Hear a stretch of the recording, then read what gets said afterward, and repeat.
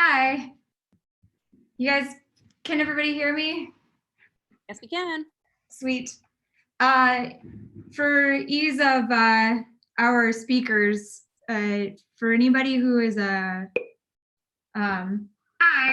Sweet. Oh, you guys, can everybody hear me? Yes, we can. Sweet.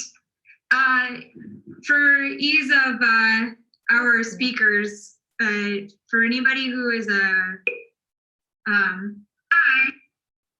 There you go. Okay, sorry, that was streaming. Fun. Anyways,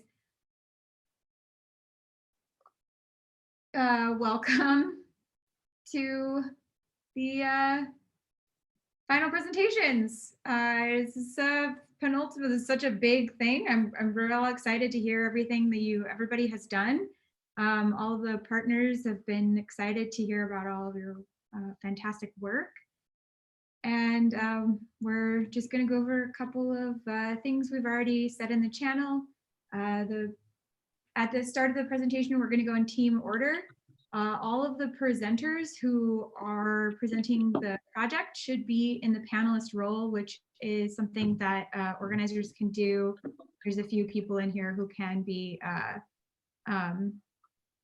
able to get everybody into the right role. Oh. And the presenter should be able to share your screen. If that doesn't work, then let us know. Attendees can raise their hands and also use the Q&A function, which allows us to see like what your questions are, and then allows panelists to kind of get through their presentation before everything else, all the questions happen. Each team will have 10 minutes for the presentation and then a couple of minutes for the partner Q&A, which it's fine if it goes over a little. We have plenty of time to present everything. For post presentations, we do have a due date for reports on 3/24. We recognize that some teams may want to continue working or may plan on building out more functionality or more work on their analysis after that, which is perfectly fine. We want to make sure that partners actually get a report out of this.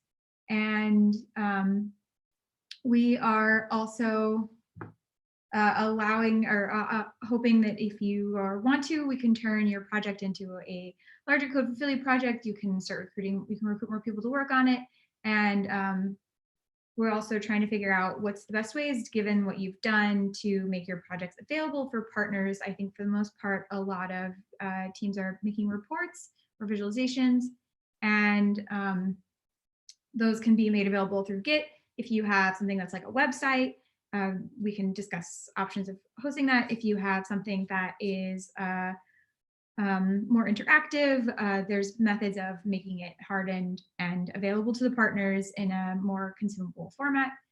We'll just figure that out after 3/24. So right now it looks like we have 7 teams. I didn't see descriptions for 5 and 7, but I know that they are planning on presenting today, I'm pretty sure. We'll start with team 2. Great, I will start sharing my screen. This is Vicky Kelber from team 2, and I just want to make sure I've got Lay also able to get on the line. Lay, it looks like you're muted, but a panelist now. Yeah, let me do something and make sure everybody can hear me. Vicky, can you hear me? Can everybody hear me? Yep. Oh, okay, so it's working, yeah. And is everybody able to now see the presentation? All right, I'm going to take silence to be a good thing. All right, well, thanks, everybody. Well, this is, as they mentioned, Team 2 here, also known as the Data Viz team. And what we're going to be presenting tonight, as the description indicated, is really a report about visualizing the impact of and the need for Narcan provision focused on the activities of Prevention Point. And before we kick off, just a huge thank you to the organizers and to the organizations, especially Prevention Point. We think you're on the line.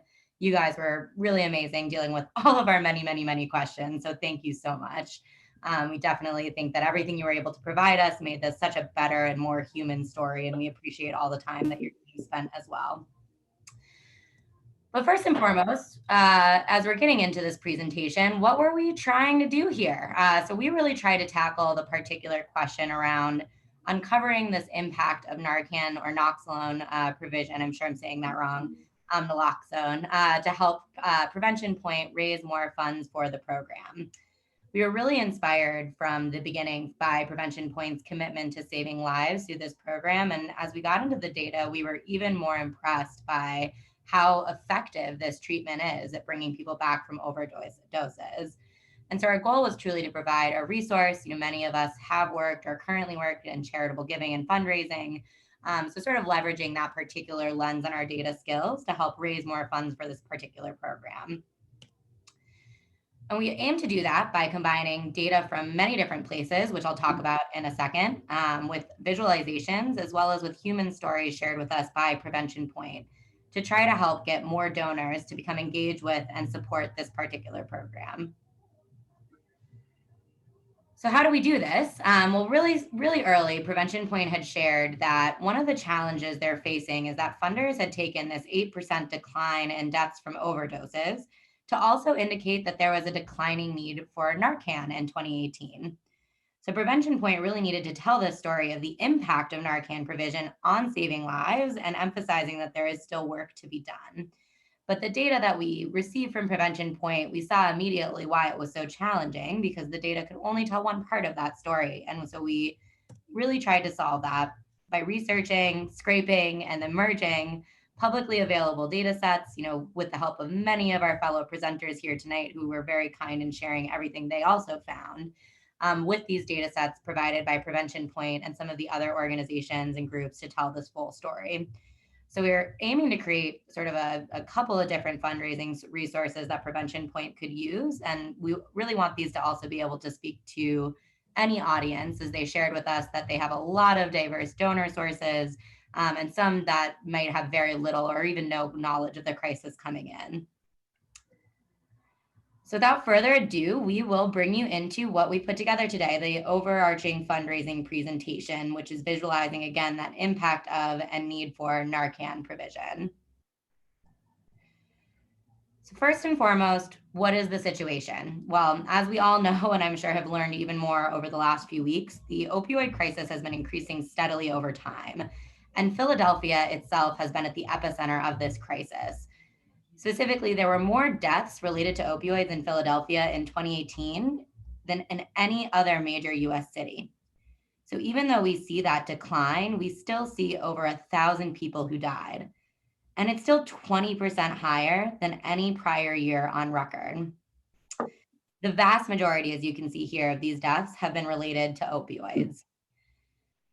Pennsylvania is also the third highest rate of death from opioids in the United States as a state, and Philadelphia has a huge impact on that. This means that 12 people are dying per day in the state from opioid overdoses. One of the stories that Prevention Point shared with us was that of Denise Miranda Santana, who is their drop-in lead, and shared her story of how she got involved in the organization for International Women's Day. And this really drives home that each of the numbers that you see here relates to somebody's family member, to someone's friend or loved one. And that's important to remember as we go throughout these data-driven presentations, because sometimes it's easy to lose that in the numbers. And the crisis continues to grow more deadly, and that's because of fentanyl contaminating the heroin supply. Due to its widespread availability and decreasing costs, nationwide, fentanyl presence in overdoses has spiked since 2012, reaching 90% in 2018. In 2018, fentanyl was present in more than 70% of overdose deaths in Pennsylvania. That's because fentanyl is estimated to be 30 to 50 times, depending on the dose, more powerful than heroin, making it a much deadlier drug. And so the provision of Narcan to the community is critical to saving lives. And at this point, I'm going to turn it over to my colleague, Lei Lau, who's going to describe the impact of these critical programs on our communities. Hello, everyone. Thank you, Vicky, for providing us with an excellent context. As the fentanyl is getting more present in a drug-related overdose, making the current opioid crisis even worse, Therefore, our community's access to Narcan becomes critical to save lives. In particular, we think we should make it available for everyone who witnesses an overdose. According to the latest stats you see here, only 6% of overdose victims who received Narcan died, as compared to the 36% of those who do not. The chart on the right shows the trend in Narcan administered by first responders from 2014 to 2018. Starting from 2014, the number of Narcan administered increased quarter by quarter over time, and it reached the highest level of over 2,000 units in the second quarter of 2017. Afterward, we see a general declining trend all the way to the fourth quarter of 2018, where its number was a little bit higher than the one in the second quarter of 2015. In addition to these first responders, Prevention Point also reversed 501 overdose victims in fiscal year 2018. In 2019 calendar year, they alone distributed 13,400 units of Narcan, which is higher than the amount distributed by EMS, police, and SEPTA combined in Canada in 2018. Although we saw a declining trend in Narcan distributed from 2017 to 2018, and the reported decreases is not from fewer individuals experiencing an overdose. It happened because more overdoses were non-fatal. Over the past 13 years, yes, this page. Over the past 13 years, Prevention Point has led the way by providing Narcan to the community. On average, 3 out of 4 clients at a Prevention Point reported witnessing an overdose prior to their visits. 30% of those clients are repeat refillers at a Prevention Point, but they account for 80% of the refills distributed by Prevention Point. This is a very important data point for us. We've learned people who refill more than once also connect the majority of overdoses of Narcan. These clients are witnessing repeat overdoses among their friends, their families, and their other loved ones. With the help of Prevention Point, our community members are saving lives time and again. And here's a story shared by Denise, who spoke of the positive impact prevention program have had on her. And we think here are the ways you can support prevention programs in Philadelphia today. For a gift of $50, you can provide 1 overdose prevention kit to a member of community, and a gift of $500, which provides 1 week of medication-assisted treatment to a person struggling with addiction. And a gift of $1,500 can save 30 lives by providing overdose prevention kits to the community. Last but not least, I would like to remind everyone, every data point is a human story. Let's do not forget about that. I would like to read the first part of the quote we got from Denise, who says, "No matter the circumstance and the trauma some of these participants are going through, the people we serve are human." So the next step, we gotta get some feedback from the Prevention Point. And second, we want to provide some deliverables in the format of fundraising presentation, 1-pager, and a Tableau dashboard, and a data consultation. And this is the wrap. Thank you so much. We gotta open up for the QA. Thank you. That was, I'm sure everybody's clapping, but I'll clap for you. Hands, everyone. This is great. Everyone clap. So I'm open up to Mary and Catherine. If you have any questions, please feel free to ask them now. Yeah. I don't have many questions. That was excellent. Honestly, I have a few minor things to change. The number of overdoses is incorrect that we did in 1 year. Other than that, though, it's impactful. It connects everybody to the human component of it. And I think it's a really, really straightforward way of convincing people of that the impact Narcan has on the community. So thank you so much for that. Okay. Thank you You're guys. welcome. You're Thank you, amazing to work with. Yeah. So I had a question for Mary about this. I know you guys are undergoing a redesign of your website. Yes. Is fundraising going to be a functionality that gets added there? I don't have a straight answer for you on that. I imagine it will be, because we did have a fundraising page. We had a donation part of it, but I'll have to get back to you exactly on if fundraising is a direct portion of it. But I can almost safely assume that it will be. Yeah, well, you already have content now. Yeah, and Mary, if that's the case, we would be really, really happy to help share some of that expertise in fundraising in terms of how you can design websites to also nudge people to give more to charity. So yeah, let us know. Awesome. Yeah, Thank you so much, both of you. Yeah, definitely. And as also for our teammates, and we definitely put everything together with the team. Yeah, exactly. I mean, I could go back to the first page, but all those names on there there's many, many animations in this, sorry, but I love it.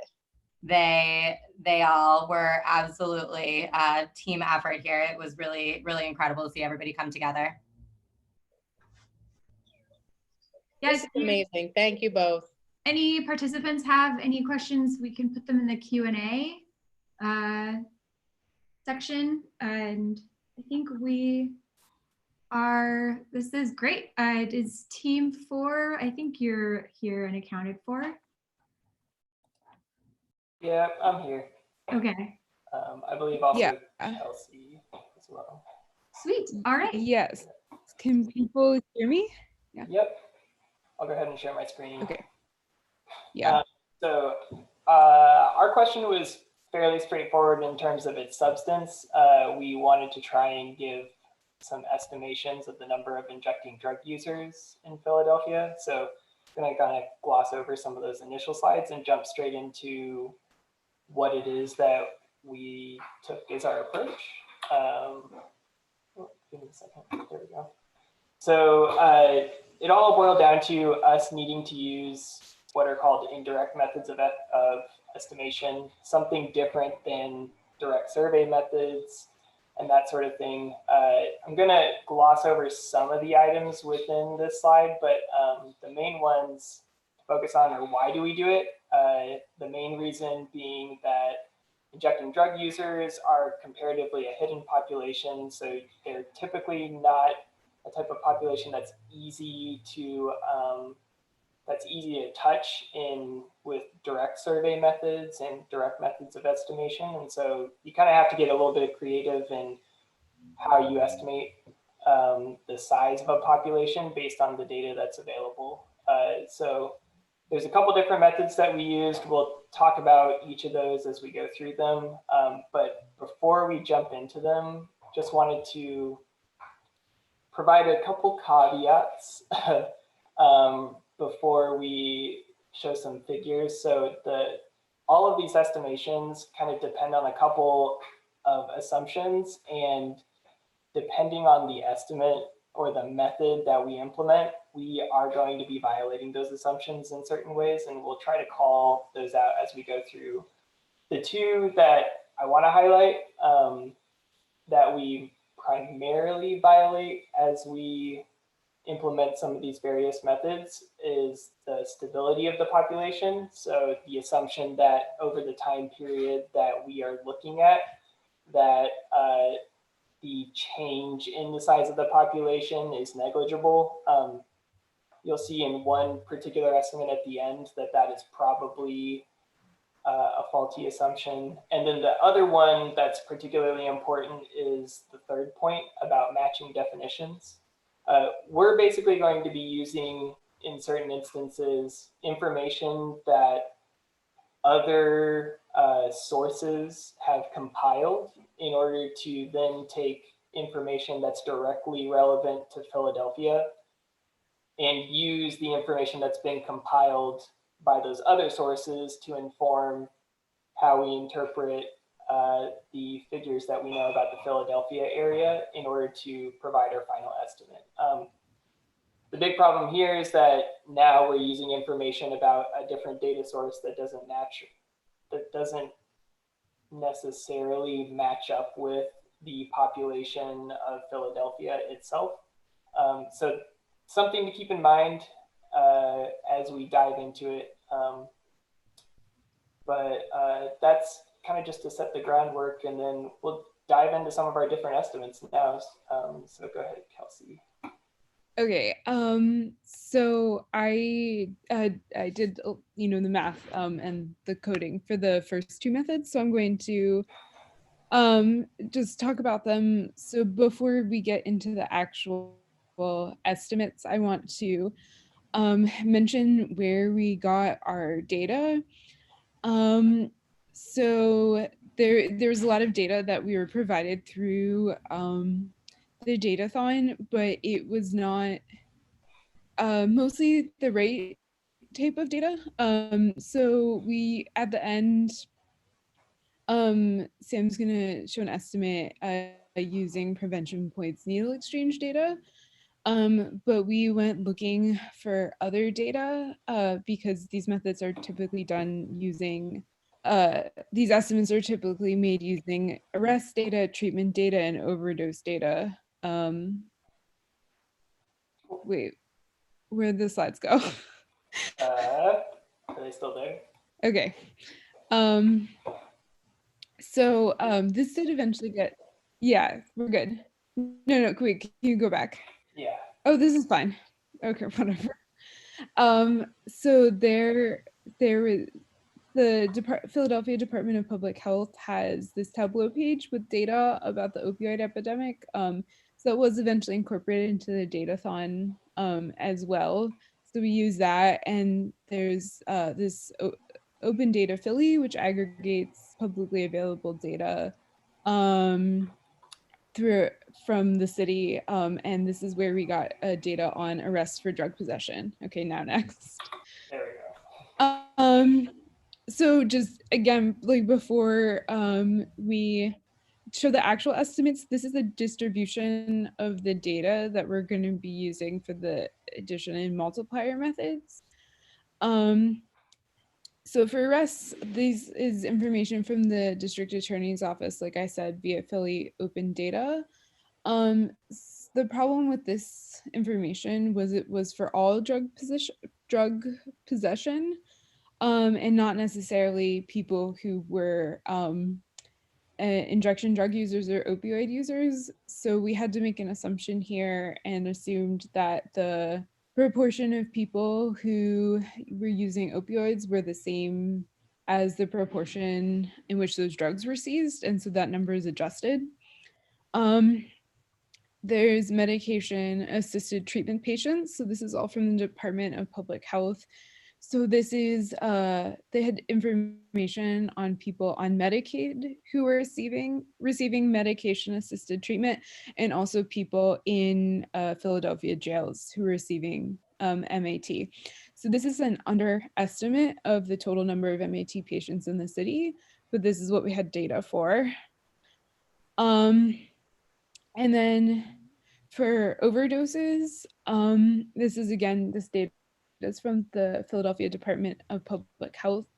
So it includes both fatal and non-fatal overdoses, although non-fatal overdoses, again, would be an underestimate because it's only would include overdoses that the city is aware of. So ones that happened, in the emergency room or where first responders were involved in some way. Okay.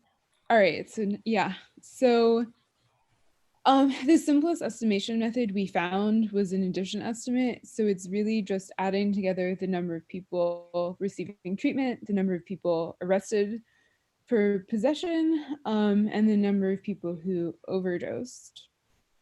So since all of those numbers are probably an underestimation of the true number of people using opioids in the city, this method is also an underestimate. And I want to make a point that this graph is an estimate of the total number of opioid users, not intravenous drug users. That's coming in a second. So when you look at this plot, the solid line is the years for which we have good data, and then the dashed line is the years for which I have estimated the total number of opioid users. So even though we're in 2020, there wasn't great data for 2019 for several of these things, so we couldn't just use straight data for 2019. We had to estimate 2019 as well. So the number of opioid users we project to continue increasing, which doesn't surprise anyone, but this would obviously be in the absence of any interventions that the city increases. Yeah. So then what we did with this estimate was we tried to adjust it based on known proportions of opioid users who inject drugs. So basically, this is where this outside data that Sam mentioned comes in. We took data on hepatitis C patients and on patients in treatment for opioid use disorder or other drug use disorders from several sources, when it ranged from 32% of opioid users inject drugs to 60%. So we tried to adjust the estimate down just for the number of people who are using injecting drugs intravenously. So the plot shows the adjusted estimate and the confidence interval. So I want to point out here, and really for all these estimates, we are not sure of these numbers at all. It could be, for example, our estimates range from about 2,000 people to 8,000 people. So take these with a huge grain of salt, and maybe in the future these methods can be applied if there's better data.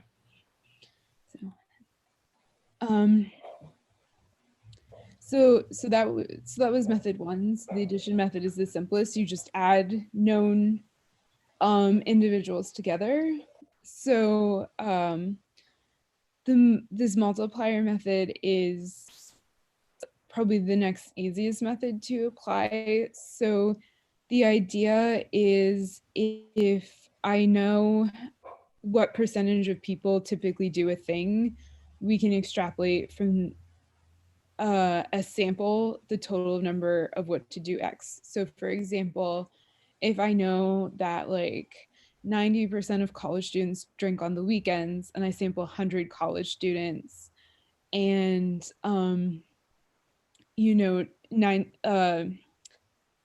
like 90 of them drink, we can extrapolate that to like calculate the total number of people at like Temple University who drink on the weekends. So these multipliers, again, because this is like a hidden population, and it's very hard to get good survey data, they're constructed by doing a survey of the epidemiological literature and using various estimates across time and space, and like to build a model of what these multipliers could be. So we didn't do that because it took a lot of time and the math was complicated, and we don't have the resources to survey the literature. So we took these multipliers from a paper from last year that was done in Cincinnati. So these were the closest match we could find to Philadelphia's current conditions, because these multipliers are like time and space dependent.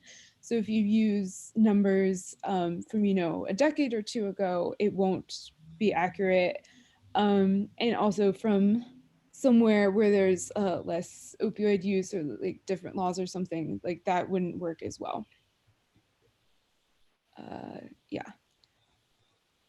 So this paper from Cincinnati had 3 multipliers that they had calculated.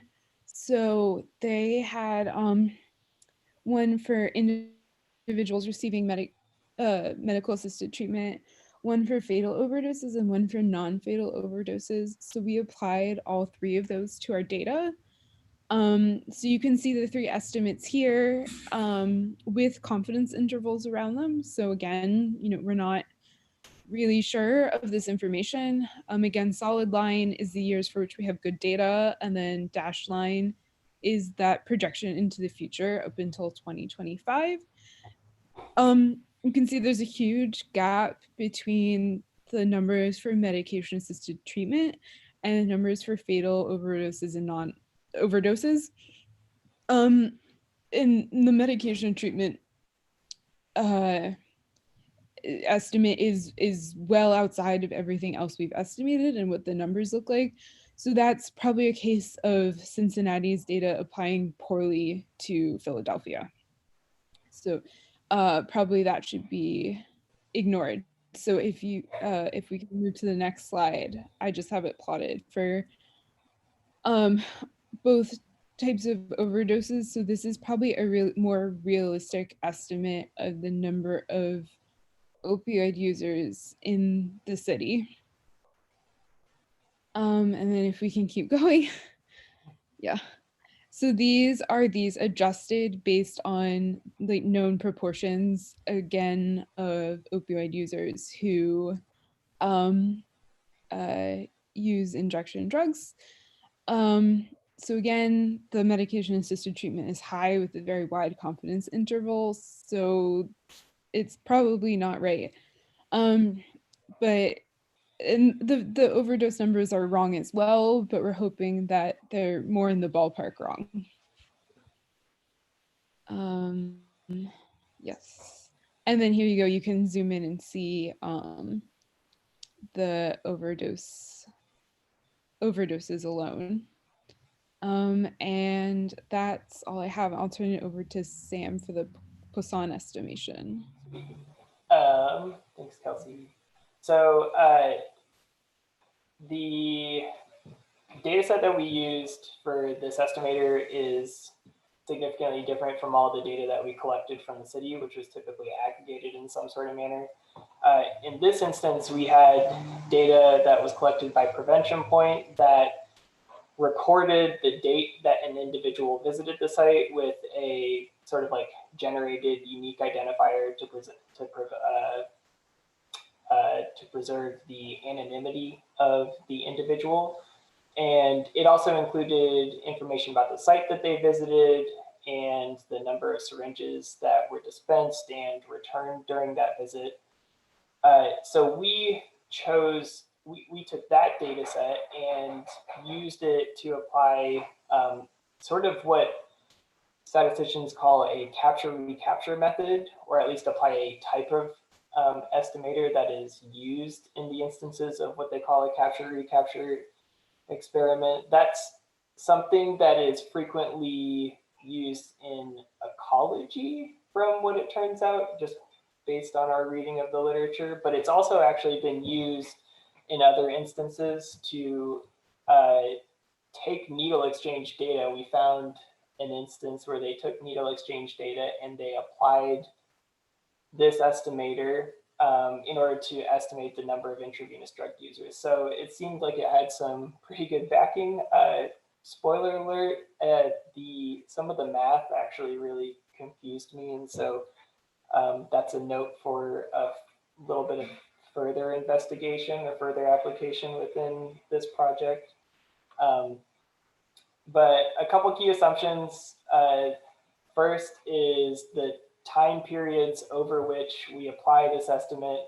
The population is supposedly to remain constant. You're going to notice when I present the findings of applying that estimator that the estimate really varies based on the time frame within which you limit the data set that is used. And then the other main assumption that is used here is that individuals who only came to the needle exchange once or twice within an observed time period have something or have more in common with those who are intravenous drug users who did not come at all during that same time period. The reason I mention this is because it's an estimator that essentially takes the number of times that you have seen a distinct number of individuals who came once or came twice, and you use that to try and estimate the number of individuals who are part of the quote unquote hidden population. So those who are intravenous drug users but never actually came to the needle exchange during that time. Applying that estimator over different points in time or different periods of time within 2019 using the data set that we have. This is basically a table of what that output is. You'll notice on the right-hand side, the proportion of the hidden population within the estimate remains relatively constant, but also if you look at the leftmost column, the estimated number of intravenous drug users based on the data that we're pulling, that number varies pretty significantly based on the time frame within which you apply that estimate. And this actually tracks with other instances in the literature that we saw where the same estimator was applied, and the literature also suggested basically taking the data set that you had and chopping it up into different time intervals to see how that estimate varied. So again, take this within a grain of salt. This also definitely suggests that it's very possible that the population changed in size during the course of 2019 in some way that did not hold constant and violated one of those assumptions that I mentioned. We took that a step further, and we also looked at, what do these estimates look like if we even looked at a more granular period? So say within 1 week of operation. So we looked at spans of basically 5-day periods, or rather points of 5 days of operation by the needle exchange in order to get those estimates. And the top output estimate here shows about 2,500 people would probably be the estimate based on just a 5-day period. We wanted to test how reliable that was, and so we basically simulated a bunch of trials of 5-day periods based on the data that we have within the needle exchange data. And you'll notice that this chart is a representation of where the final estimates fell for each of those simulations. And you'll notice it's kind of all over the place. So again, take these estimates with a grain of salt, but this is an example of how you can apply that specific needle exchange data in order to try and get a better estimate, which kind of leads into the last piece of this, future directions. I'm going to jump to the very bottom one first.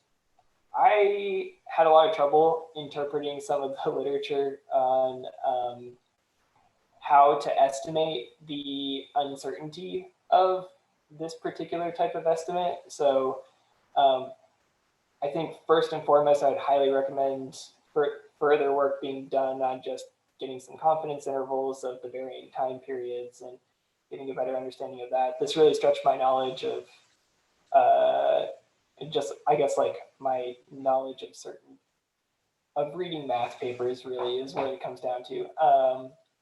A couple other suggestions. I know that Prevention Point probably collects data about the zip code from which a needle exchange participant is located. This would definitely help us understand who coming to the needle exchange is a Philadelphia resident, if the true aim is to estimate the number of individuals within the Philadelphia area itself. And then I guess lastly, something that definitely pops up in the literature is being able to track the instances in which you encounter an individual between a bunch of different contact points with that individual. So in this case, just an example would be if you actually had more granular data for arrests, treatment admissions, and non-fatal overdoses, you'd be able to see the number of times that a single individual was actually contacted via these other types of data points where service workers and policemen, etc., are coming into contact with the same individual. And you could take that information and actually use it in addition to prevention points data in order to get a more robust estimate using that last method that we just mentioned. That would be an extremely huge project and probably not even plausible given the confines of data privacy and such, but just something that we wanted to mention and throw out there as well. But yeah, I think that pretty much does it. We got some works cited as well for anyone who wants to read through some of the main topics from which we pulled and also our data sources as well. But Excellent.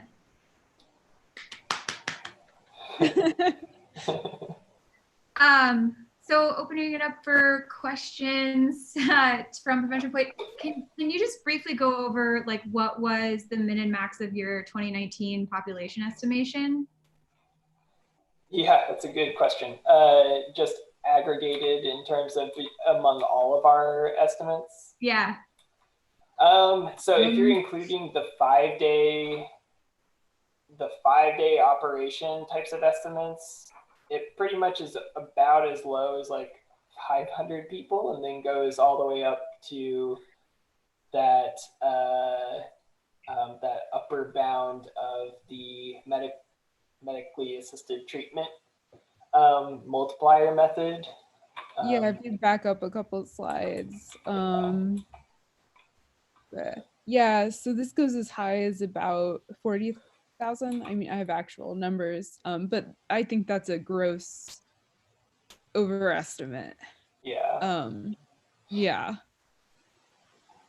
And one of our thoughts is that just based on some of the grounding that we have in the literature, also Prevention Point being kind of in a unique position with being the only needle exchange in the area, we felt that this estimator is probably the truncated Poisson estimator is probably the best one or the most applicable one, given just the data that are available from Prevention Point. So, that's also just another reason why I would stress that estimating the uncertainty involved with this would be a pretty good next step. Yeah. Yeah, and if if Prevention Point continues to collect data over the next year, like the more time we have this data for, like the better the estimate would be. Yeah.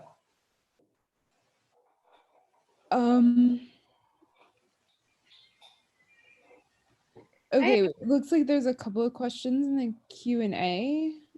So for city policymakers, what's the message of the complexity of this data and what you've found? So I think the real answer is what Sam mentioned, in the future directions is there's two things. Like, to get a better estimate, we need the data to be more granular. We need to know, over like shorter time frames, what these people are. We would need like access to people, for example, people who are undergoing medication assisted treatment who are not on Medicaid or in jail.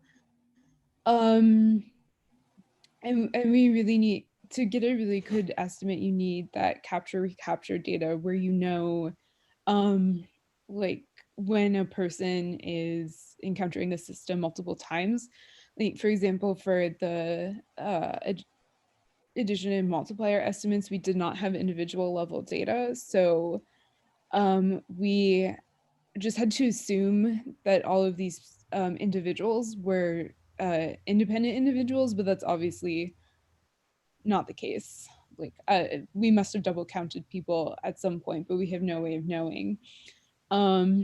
So this might be something that's possible for the city of Philadelphia to do, because I know they must have access to more individual level data. I don't know if you have anything else to add, Sam. Yeah, I would just second that, probably one of the bigger barriers to doing this is just HIPAA compliance concerns with some of the more granular individual level data that you would need in order to be able to validate or determine who is a distinct individual that is appearing within multiple contact points. So that's probably, I would say, one of the biggest barriers. That, and then you have to be able to collect that type of information from multiple types of data sources. The literature, I don't know exactly the reason why, but the literature suggested that you use at least 3 different types of contact points. And so in this case, the needle exchange would be one contact point, medically assisted treatment would then be another, and then arrest data, for example, would probably be another one. Yeah. Just as an example of how you would use that. I see another one. Unless anything else to add on that one, Kelsey? No, yeah, no. To answer the other question about if our models include or account for prescription drug users, and the answer is really no. We didn't really have good data on that, so yeah, no. Yeah, there really wasn't much of a way for us to be able to distinguish them just based on how things are presented presented publicly from the city. Yeah. Any other questions? I had a question. This is Catherine. So your projections for the MAT patients, was that projections for the number of patients who would actually need treatment as far out as 2025? I know you weren't certain about the numbers, but I'm curious about what that meant. Oh, so what we're trying to do is not project based on the number of people receiving MAT now, with the total proportion of, with the total number of people who either are using opioids or are intravenous drug users are. So I guess in theory, they would need to be, ideally they would be on MAT and not and in recovery for their opioid use disorder. But yeah, but basically it was trying to estimate the total number of people from the current number of people using MAT. So not really. Also, our estimates were so bad that I wanted to show all of our estimates, but I really don't think that MAT estimate of the total number of opioid users or intravenous drug users in the future is correct. Okay. Yeah. Something to stress that point would be that since we were using estimators based on the city of Cincinnati, there's probably a very significant difference in terms of the number of treatment options available within the city of Cincinnati compared to the number of treatment options available in the city of Philadelphia. And so using information about the proportion of opioid users who end up being in medically assisted treatment, as informed by a study of Cincinnati area, probably doesn't always translate over all that well to Philadelphia. Yeah, I think if I remember from the Cincinnati paper, their number of people on MAT was the least firm number they have, and based on this, I think more people in Philadelphia are receiving MAT than in Cincinnati. So this is really inflated. Yeah. Thank you. What I hope is that in the future, as more people are receiving MAT, that the actual number of fatal overdoses and non-fatal overdoses will both go down. Yeah, I mean, and if like it was on a slide at the beginning that the MAT has been increasing every year so far in Philadelphia. So that was nice to see. Thank you. Last question. Do you see it in the Q&A? Just saw it. Yeah. Estimate the opioid user population. So what is the most valuable thing that your team learned that may help attempts to estimate the opioid user population in the future? I think that's like a pretty hard one for me. Yeah. But in all honesty, I think that one of the things that speaks to is the need for kind of a more concerted effort to be able to identify a distinct individual coming into contact with various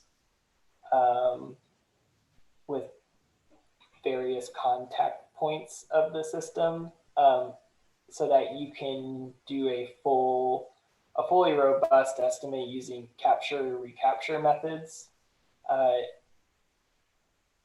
And specifically that requires a pretty Herculean effort to be able to pull data from potentially like arrests of opioid, or specifically about like intravenous drug use of some sort, medication, medically assisted treatment, admittances, and also needle exchange data.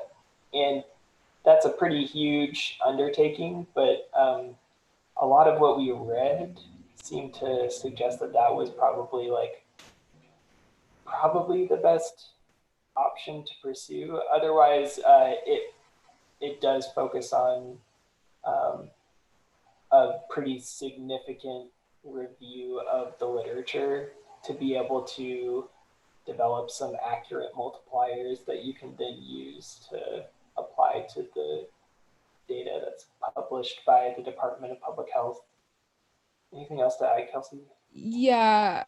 I mean, I would say that I think probably that individual level data exists among like the various like partner organizations. So the best thing for the city to do would be to dedicate time and effort to trying to assemble it, and just to continue to collect data over the next year, especially the needle exchange data would be the most helpful as far as estimating intravenous drug users specifically.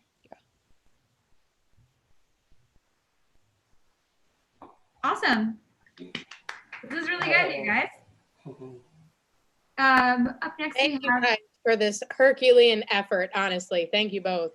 yeah. Oh, thank you. Yeah, also thank you to our team members who are not presenting right now as well. They definitely contributed, but it was just easier for us to break this up into a couple people. Yeah. This is fantastic. One of the things too to note is getting Prevention Point a system in which they can store their data in one place, and getting an extract where they can get zip code for all participants for each visit would be also quite helpful in an analysis like that. Up next, we have Team 6, who should be ready to present in the room. Are you guys, friends, ready? I think you might be muted.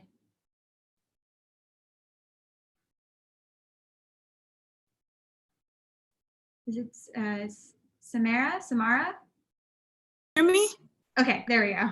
Oh, okay. Can you guys hear me clearly? Okay.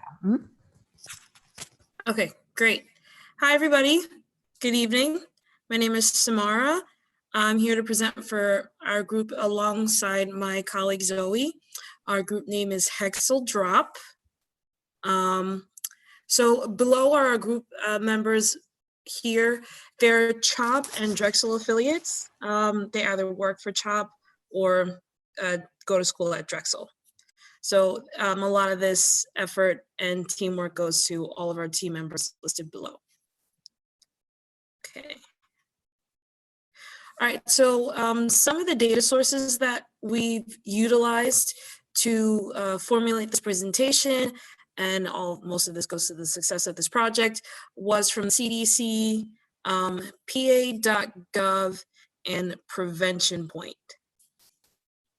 Now, again, you guys can hear me okay, right?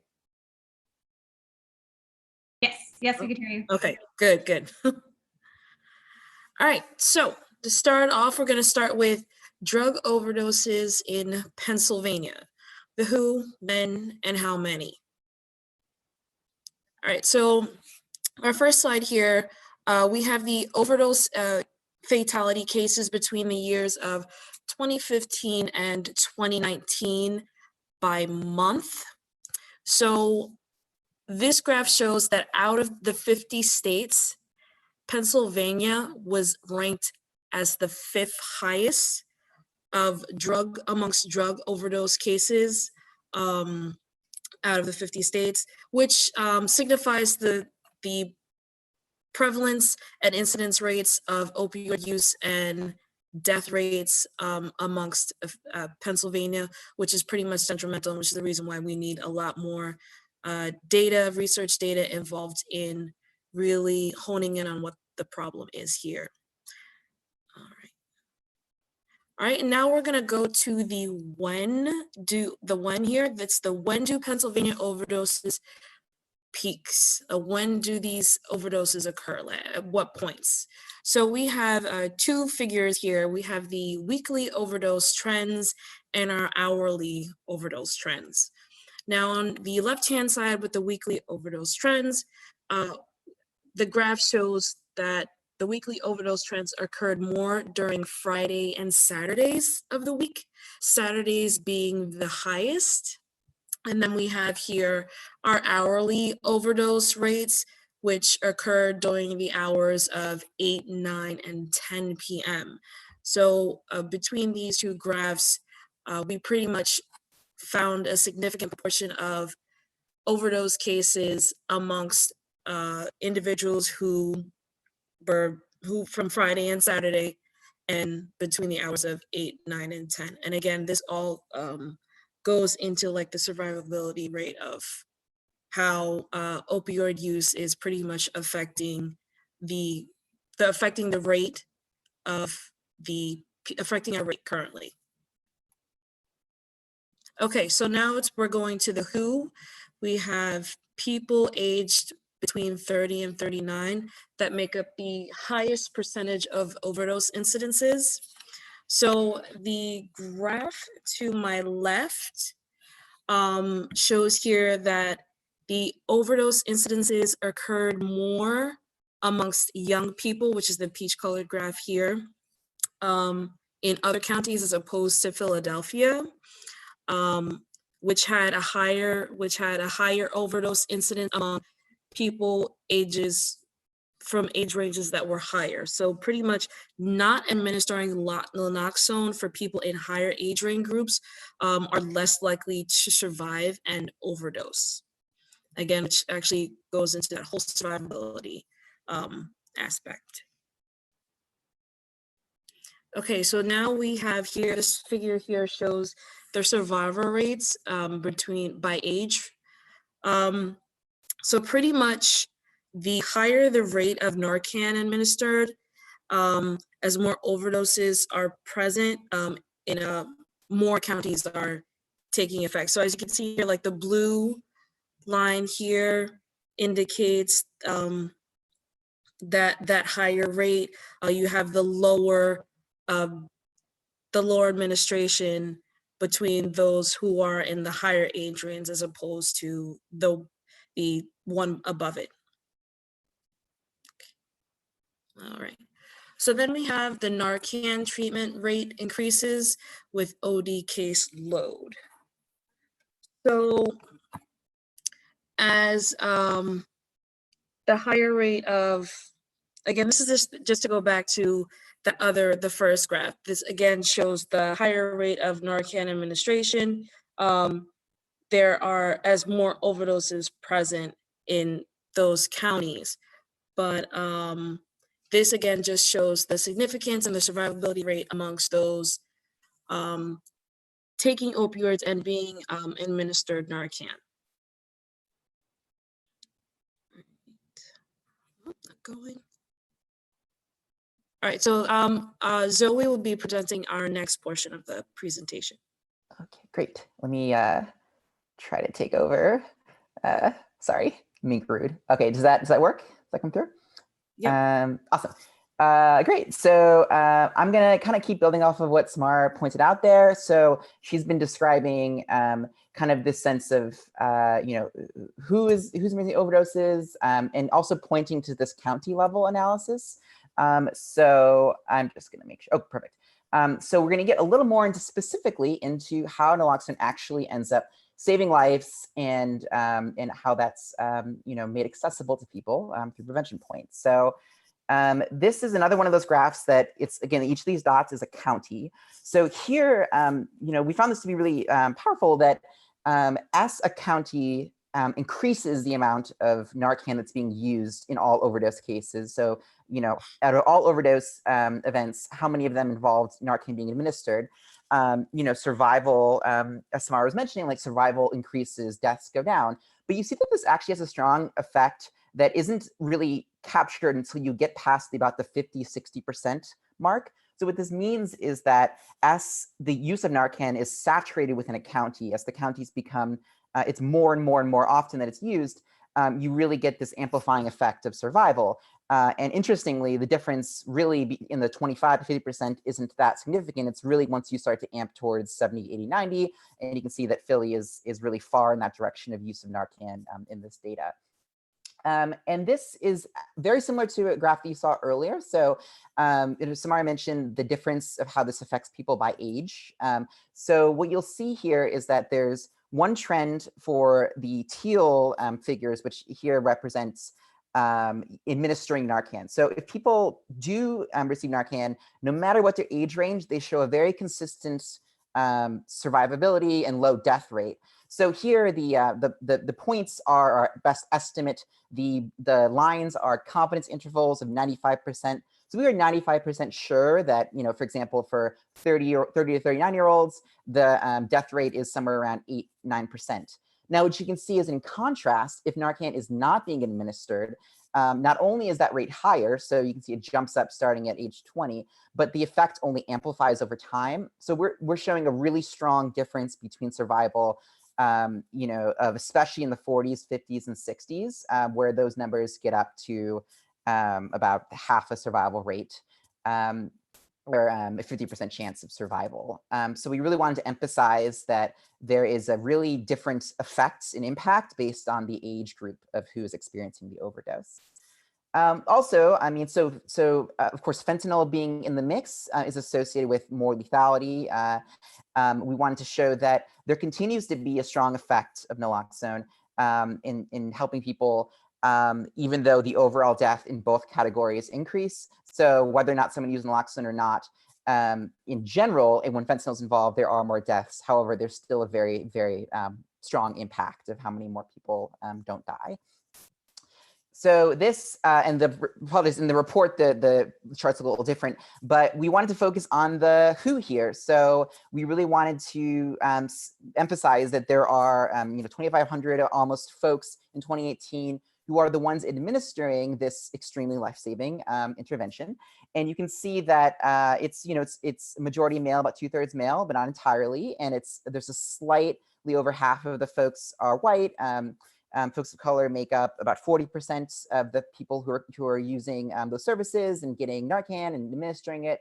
And you can see that this actually matches what we know about this lethality in the 30s, 40s, 50s plus that Samar had mentioned earlier. So you can see that there's a stronger older contingent folks using this. And we wanted to focus too on the fact that these cases involve heroin. They also involve fentanyl at high numbers. And also these tend to be cases in the community where, not all, but there's a slight majority of times that the EMS services were not called, cases where the victim was not taken to the emergency department. So we're really looking at, if you take this piece alongside the earlier piece of the extreme difference of outcomes, and especially difference by age, you can see how this number of 3,700 is really what it really means. To go back to the first presented group, this really is a representation of people's lives being saved in a very concrete, in a very efficacious way. So, okay, so that's kind of what we've drawn out. So what do we want to draw your attentions to? So the first thing is obviously that naloxone administration lowers the probability of death hugely. That's an extremely important takeaway. The second is that Prevention Point is a central figure for getting that into the community. These third and fourth points are more conclusions that we came to after analysis. I mean, the third one is just that there is a really strong difference of how age groups are affected. If you combine the insight about the risk of overdose events for 40, 50, 60 plus year old folks, combined with also the age range and distribution in Philadelphia specifically, you can see that there's a real threat for older populations here. And the fourth one is that, the saturation of Narcan matters within a county. I think that we all felt like this was something we really wanted to emphasize because, that trend where the trend really increased after 50% towards 100%. What that means is that not only is Narcan generally an intervention that saves lives, but that when a county as a whole starts to use this at a greater and greater rate, you can see that really makes an impact. So trying to get those numbers up, past 50%, past 80%, as high as possible is very, very important. And then the last piece here is that, we have the most detailed data at the county level. So, we're going to echo what other people have said, which is, as data folks, we look at the data and we're like, yes, we can do something with this, but we want to keep doing things with it. We want more and more data. And specifically what we noticed here is that, we could make these claims about the county level, about what's happening in Philadelphia County, what's happening, relative to other counties. Because the data was available, we could speak to Prevention Point being a critical key of making that happen with this. It's kind of like the link in our data from the saturation in a county and what actually gets Narcan in the hands of the family and the friends and the peers of people. So I know you all, doing this work know this very well. What this means for data is that we would love to be able to speak more to the individual and community level. Like we see the link there, but we just don't have the data yet. Similarly, we actually found the state level to be much more strongly helpful towards our conclusions than the federal level. So, one model for this is that if we want to tell the story of what's happening in Philadelphia County and how Prevention Point and other agencies are really key parts of this, that's one, perhaps we can tell a story of the county's success and point towards the Prevention Point's role in it, and then use that as a justification for more data and more thorough data, et cetera, as we also protect, these services. So that's kind of like our meta point. We have these things that we hope are helpful, for telling the story of a county, telling the story of these interventions, but we also hope this can be one tool in the toolkit of arguing for data that helps tell that story better. And I think that's it. Did anyone have any questions? And and feel free to. Oh. That was amazing. I just want to also echo that. So especially Samar was involved more the data there, and Joey was. I was more of a facilitator. So I just again would like to point to the amazing team that we had and all of their analyses, and they let me tidy it up and talk about it, which is very nice. So, okay, so Zoe has been an amazing. Joey and Zoe have been really amazing at this. Every one of our team members. So I thank you guys a lot for making this happen. Yay. And so, Samar, maybe you and I and Joey, if you're on the line too, can Mhm. take some of these together as teams. So I see one from Ben Miller here. So how do you calculate the proportion of overdose incidents where Narcan was not administered? Was it already provided as a data source? Go ahead. Mhm. So I can answer that. This is Joey. That was in the PA.gov data set. They had whether Narcan by incident, whether Narcan was administered or not. And the age range and all the demographic data. Yeah. Let's see here. I'm just going to. Hey, Mary, is there any part of this that you can see being something that you would present to stakeholders or individuals that you're talking to about naloxone? This was fascinating for me to see the difference between Pennsylvania as a whole and then Philadelphia separately. And that's something that I think visually is really impactful. This was a really impactful presentation. There's rarely a point that I can talk about this work without getting emotional. And for me, this really elicited an emotional response from me, this presentation, because it did show, excuse me, just how impactful it was. And that, you know, the more Narcan we have in a community, the higher the survivability rate, which is really the argument, right? And stressing the importance of Narcan. So thank you for all your work on this project. And this is definitely, definitely helpful. Wonderful. Thank you. I was just going to quick. Oh, this is Samar, you jump in. I'm sorry. It looks like we have another question. Did your pie charts show data for people who were administered naloxone or who received it? So I think those pie charts were actually relative to the participants in. Oh, I see what you're saying. That is definitely in our report. Joey, do you know that? Yeah, that was prevention point data. So that's who received the Narcan. Gotcha.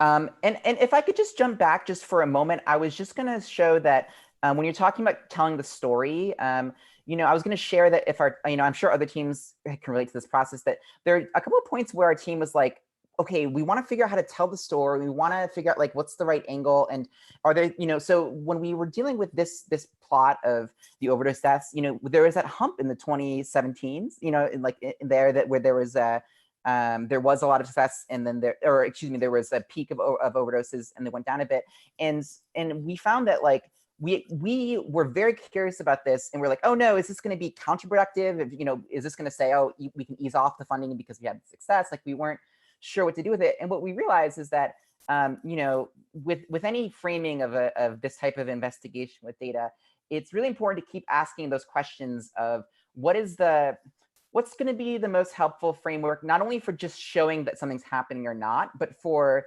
giving some material for the change you want to see. So we really ended up zeroing in on the piece about the counties and about the age groups, because we felt like those were the kind of the elements there that could kind of drag us into another direction, or kind of give us something to go off of. But it really just shows that, you know, this is one set of conclusions we came to, but there could be another 2 or 3 or 4 or many other framings within this data. But that was just because the county data we had had a bunch of variables that we could work with.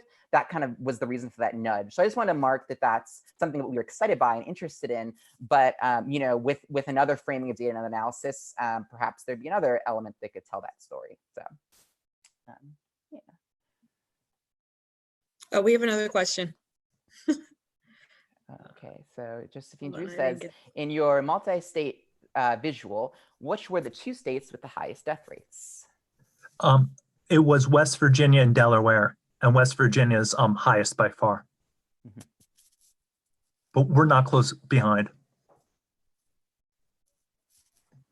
One more question for Mary. With regards to the visualizations and the presentations, what is most useful for you to be able to leverage in a multitude of ways, like whether it's talking to people who could be getting you Narcan, or talking to funders, or talking to program participants? What's the easiest for you? For me, so for participants, if I'm is that the like part of it is if I'm talking to participants using this data? Yeah, or just using this. Or anyone. Yeah. For participants, this is most helpful to me to see visually what times and what days people are most likely to overdose. So that I can counsel people maybe on a Friday, we can have more conversations. I can give maybe a little bit more doses on those Fridays and kind of talk about, focusing on some harm reduction measures to get folks through the weekend. So that data was specifically helpful to me in terms of counseling participants and being able to see that.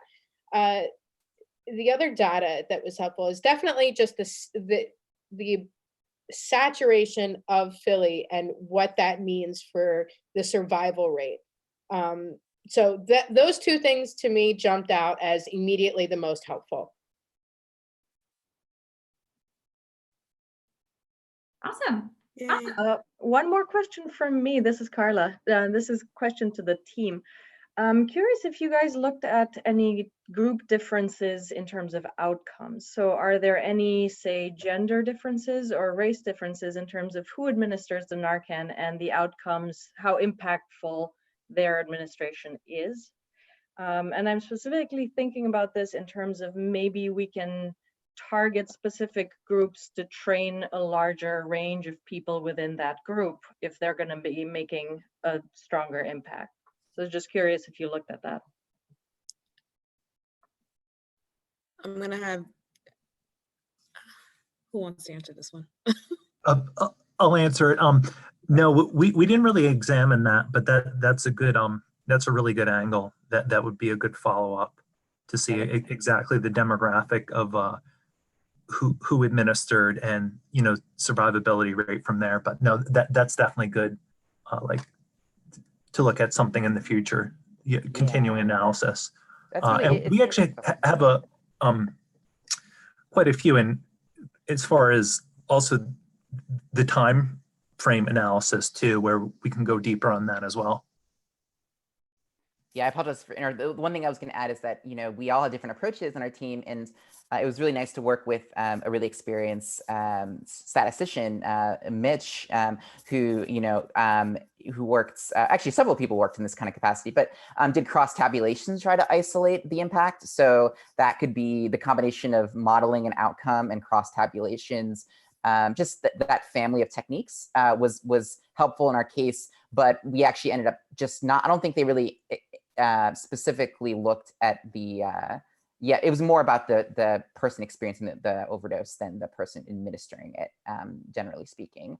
But that was kind of a fruitful route of things for Julia and Mitch primarily. Yep. Excellent. Before Can I jump in, Marika?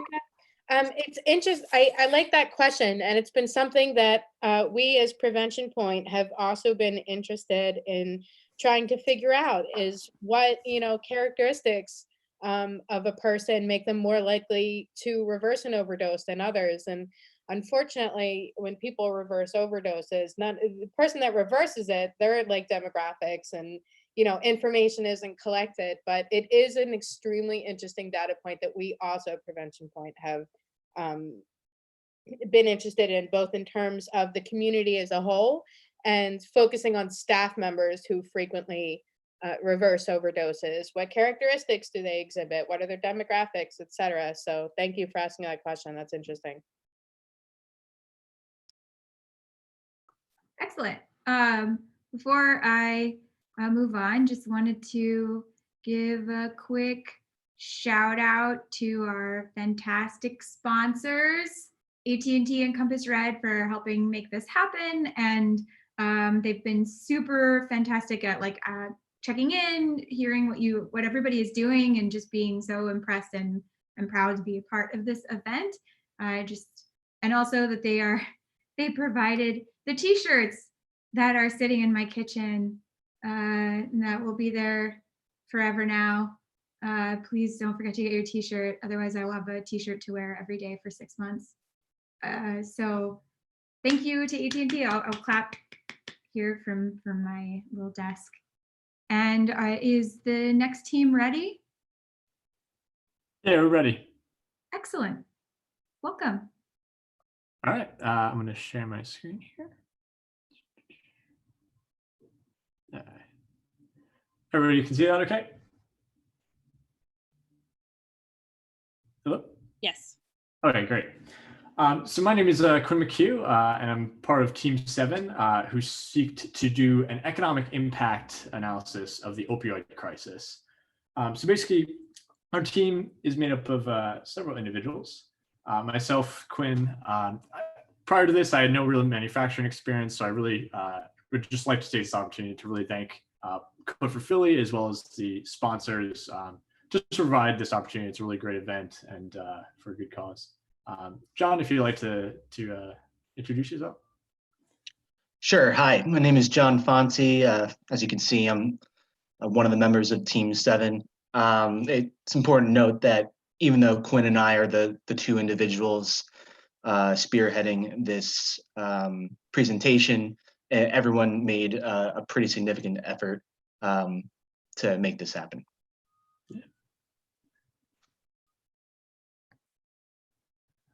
All right, so as we move along here, so let's talk about what interested us. So when we first started this hackathon, I read a paper called Exploring the Economic Effects of the Opioid Epidemic by a guy named Adam Scavett, who's a senior economic analyst at the Federal Reserve Bank of Philadelphia. And one of the main takeaways I got from this paper was the following quote. The opioid crisis's cost to society are measured not only in terms of a diminished labor force and lost productivity, but also in its impact on the healthcare sector, the criminal justice system, and families and communities. So much of this research on the economic effects of the opioid crisis is still preliminary and has not captured the last 2 years worth of data. So there's still much to learn about its continuing effects on society and the economy. So basically, when we first started this hackathon, we said, okay, great. Based off this paper, we have some data. It hasn't been analyzed in the past 2 years. Why not kind of make a case for some sort of economic case to figure out the most cost-effective interventions to kind of curb this crisis and hopefully influence some sort of policy decisions down the road. So we said, okay, how about let's explore how Narcan distribution, or lack thereof, directly impacts the economic prosperity in Philadelphia. But as you might suspect, economic analyses are really hard. So basically establishing a direct impact between something like Narcan distribution with income levels or some kind of granular economic indicator like that, it's really, really difficult without a lot of, especially with the kind of limited data we had available. So we said, okay, instead of doing this kind of economic analysis ourselves, why don't we take a little step back, if you will, and say, okay, we know there's a number of national organizations, consulting firms, research organizations that have done these sort of analyses before, and let's see if we can extrapolate that data or those conclusions down to Philadelphia. So paraphrasing, basically having the people who kind of know what they're talking about help us in our analyses. So let's talk about a little bit of the studies that we looked at. So there's a number of studies that kind of do an overall national economic analysis of the opioid crisis in the United States. So first in 2007 was the Analysis Group, Inc., it's an economic consulting firm. Then in 2013, the CDC and the US Department of Health and Human Services did its own analysis. A landmark study by the Council of Economic Advisors, which is basically a task force that is assigned with sort of quantifying these costs to make policy decisions nationally and kind of advise the president. And then the Alterum is a nonprofit research center who did another analysis in 2016. And finally, the Society of Actuaries, which is a paper that we'll be focusing on primarily in this presentation, did a really great analysis from all the way from 2015 to 2019 of all the costs associated with the opioid crisis. And basically did a whole cost breakdown in addition to that total cost. So comparing these studies, you'll see that before I get into this, it should be noted that because these studies were done in different years, they're not necessarily comparable. As you might suspect, as the opioid death rate rises over the years, you're getting more inflated costs. But that said, analysis group did a estimate of 56 billion in 2007. CDC raised that to 79 billion in 2013. Alteram further raised that in 2016 to 95 billion. And then you might have, it's kind of hard not to notice that the White House Council of Economic Advisors in 2015 had this big block of 504 billion. And I just might comment that the main reason for that is because of this VSL approach here, which is basically a approach. It stands for the value of a statistical life approach, which is another way of basically, it takes into account the amount people are willing to pay to reduce their risk of death or injury. That's kind of a way to putting it into words. But because of that, you account for a lot of costs, such as accumulated wealth, that largely seem to inflate this number.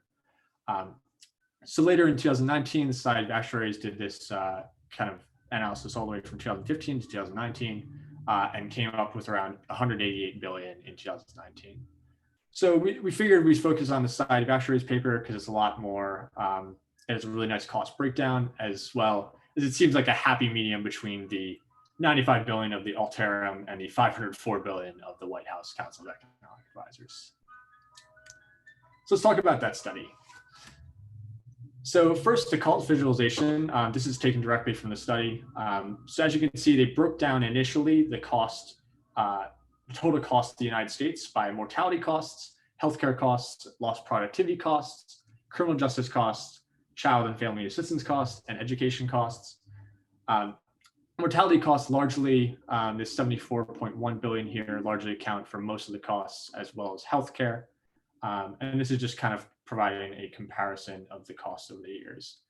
So from 2015 to 2019, you can see these costs rise as the crisis gets more intense. So now, basically, with this kind of cost breakdown, we figured, that kind of graph is great, but they provided so much more data that we wanted to visualize it. And I hope you guys can see this graph right here. Can you? Yeah, we can see it. Yep, you're good. Okay. Just making sure I'm sharing the right screen.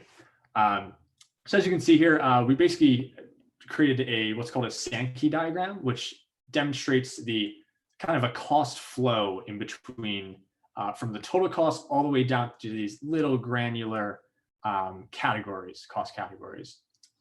So as you can see here in 2019, the total cost estimated by the Society of Actuaries was 188 billion, and this cost is further breaking down to mortality, healthcare, lost productivity, criminal justice, education, and child and family assistance.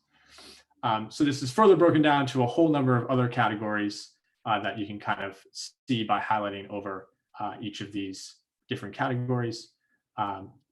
And then this block over here is basically the cost to private sector and individuals. So this is made up of a number of categories and accounts for roughly 70% of the estimated cost by the Society of Actuaries. As you can see here, the lost lifetime earnings of individuals that basically died prematurely as a result of opioid overdoses largely accounts for the overall cost to individuals and the private sector. Now going down here, we have basically the cost to federal, state, and local governments, which accounts for 30% of the total cost.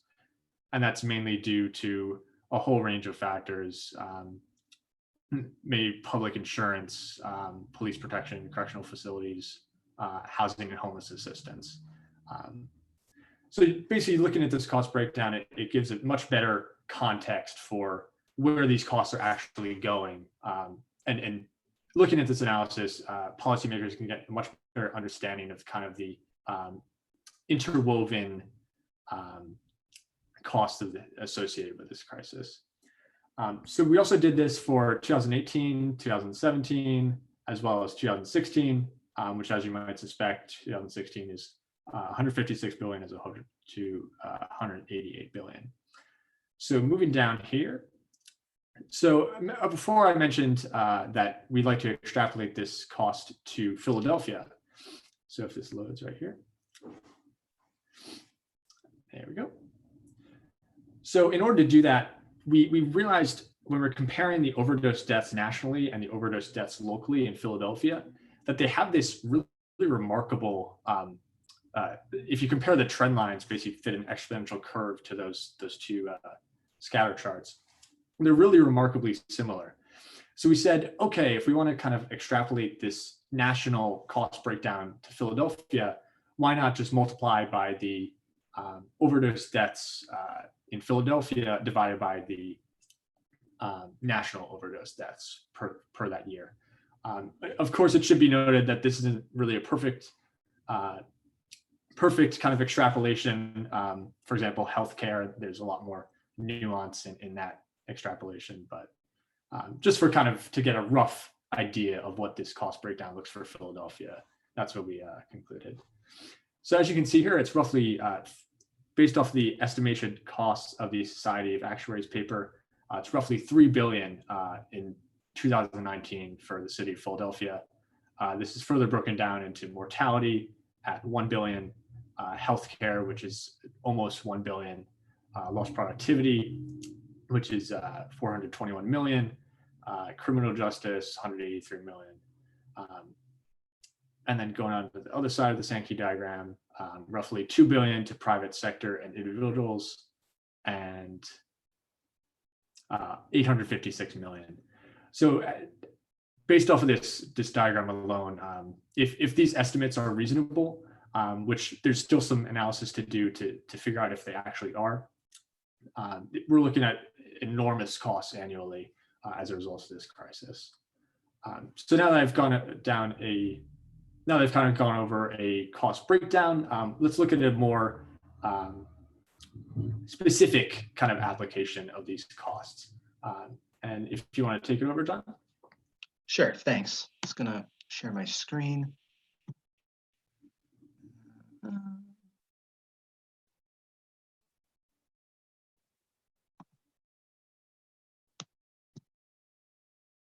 Okay, everyone see that? No news is good news, so I'm going to assume, yeah. So as Quinn was saying, we had broken down how much exactly does the opioid crisis cost, and how can we scale it down to have those national numbers be reflective of Philadelphia specifically, which, as he had mentioned, is fairly consistent with the national trends when comparing it with the Philadelphian trends. Actually, when crunching the numbers, in the past 17 years of overdose deaths for opioids specifically, as well as total overdose deaths, it was the scaling correlation was only outside of one standard deviation 2 or 3 times outside of 17 years. So thinking of it more directly, with the intended audience being the government, who's trying to budget exactly how much Narcan to purchase, how much emergency services should be budgeted for, etc. We wanted to look at one specific example of, can naloxone administration be used to lower medical costs? And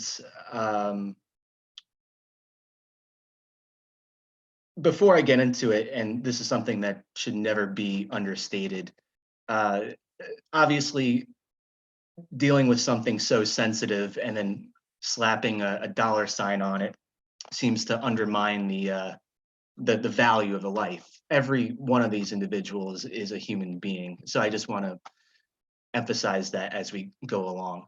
So as the literature is unanimous, and as the previous teams have mentioned, there's a correlation between an increase of naloxone administration along with a decrease in fatal overdoses. This is kind of a hard line graph to see the inverse correlation between deaths and lower Narcan administration. I'm sorry, Naloxone. Naloxone is the generic version of Narcan. So as this goes down, presumably this goes up. When we take a look at the non-fatal overdose rate, we see a little more direct of a correlation. If this goes up, that should go up too. Presumably that the naloxone that's being administered is being successful. And that's all fine and good. The problem that we have is after someone gets naloxone, they're going to be transported to the hospital, and higher costs are going to be incurred as a result of that administration. So how can we minimize hospitalizations, assuming it's not needed? Obviously, if it's needed, then it should be done, with also naloxone being administered at a higher rate. And before I get into this specific graph, I just wanted to give more of a granular detail of this specific trend against this trend, whereas this graph is on an annual basis. This goes into quarters. Just as a fun factoid, it seems that quarters 2 and 3, which are presumably the summertime, tends to have higher emergency visits as a result of opioid overdoses. And in turn, the naloxone administration tends to mirror that overdose count. So one interesting thing that had come up in a recent February 2020 report from the Philadelphia Department of Health is that there seems to be a trend in an increase of individuals who decline emergency transport after receiving naloxone. Whether that's a good thing or not, I can't say. I'm not going to comment because I'm not a medical professional. But it's interesting to see that over the years, with naloxone having increased up into a point, that there has been a trend of individuals more likely year by year choosing not to go to the hospital. If someone calls 911 on you and an ambulance comes over, it's not like they're going to kidnap you. That if you choose to refuse, you choose to refuse. And the last couple of years may suggest that these are completely unrelated. I would argue, based on the saturation theme that Team 6 had provided, that if there's a certain amount of naloxone in the city, then this is speculation, brainstorming. There may be some understanding that naloxone is available and that people may be okay if police have it, if emergency medical services have it, or the Philadelphia Fire Department have it. And knowing that it's available, they may choose not to go ahead with more intense treatment. That I may say is definitely something worth looking into further. And I can also say that outpatient rehabilitation services and less severe hospitalizations, both medically and financially, are being taken advantage of. So that's possibly another reason why this number is going up. Again, definitely something to look more into. So when we take a look, I'm going to go back to this overall graph. Obviously, healthcare costs are a significant chunk of the opioid crisis. And so if there is a way that hospitalizations can decrease, and imagining that inpatient hospitalizations are significantly more expensive than a single dose of Narcan or Naloxone, it's beneficial for Philadelphia to maintain a high amount of Naloxone to ensure to keep those costs down. Obviously, when you're comparing single doses against a individual cost of a hospitalization, there's an astronomical difference between the two. And just to go into these numbers further, I'm defining the left bar as the cost of a single dose of Narcan times a relatively arbitrary number based on the trends of overdoses and non-fatal overdoses, plus the education costs involved to Philadelphia police and other emergency services for the administration of those drugs. Narcan being brand name, it's a little more expensive. It's about $120 to $140 for 2 doses. So I have that number bumped up a little bit. But again, when you're looking at the cost healthcare wise of people who maybe are on Medicare and Medicaid, people who are completely uninsured, and the government having to cover those costs, you can see that there's no question that going with naloxone is cheaper, and in turn should be administered more. Now, as you can imagine, the only 5 years of naloxone data is pretty difficult to say confidently about the correlations that they described.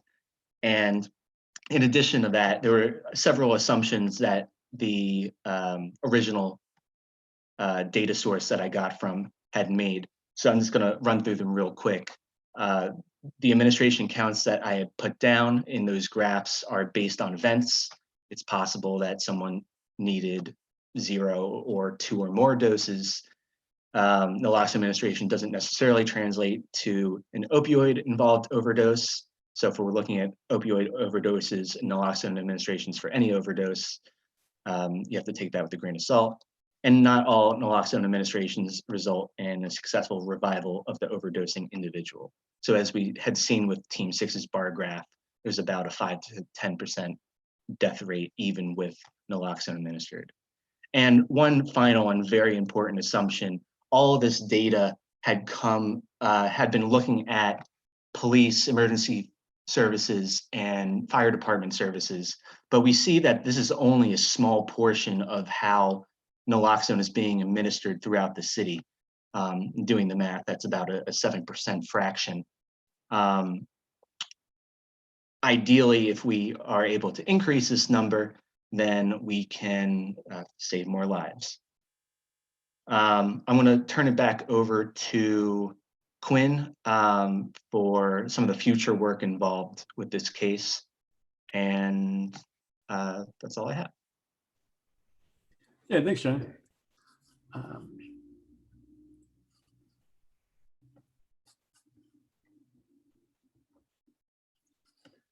There we go.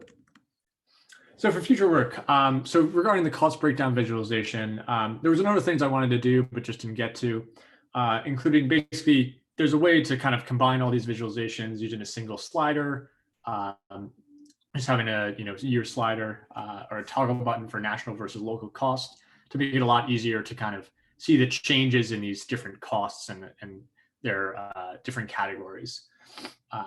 Also displaying information about the costing methodology and or additional cost categories when nodes are clicked, just to provide kind of some context for how these costs were arrived upon, because I know the paper is quite a number of pages, and it would be nice to have a bit of context regarding the summaries. Declutter the node layout. Just one quick thing, you're not sharing your screen. Oh, there we go.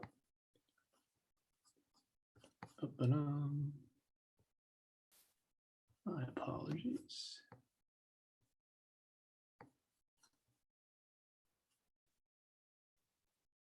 That better? No. No, I didn't see. I don't see anything. Uh-huh. Do you want me to just do it from my screen? Yeah, if you want to, that'd be great. Thank you.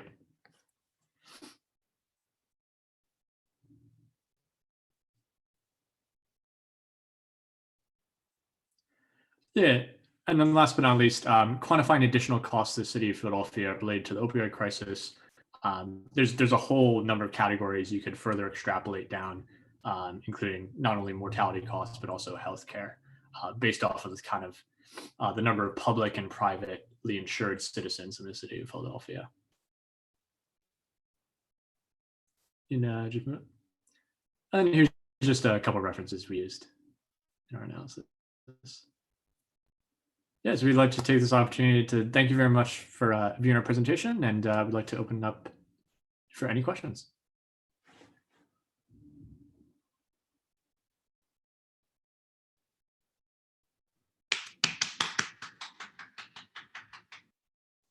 Does anybody have any questions about the economic impact of opioids?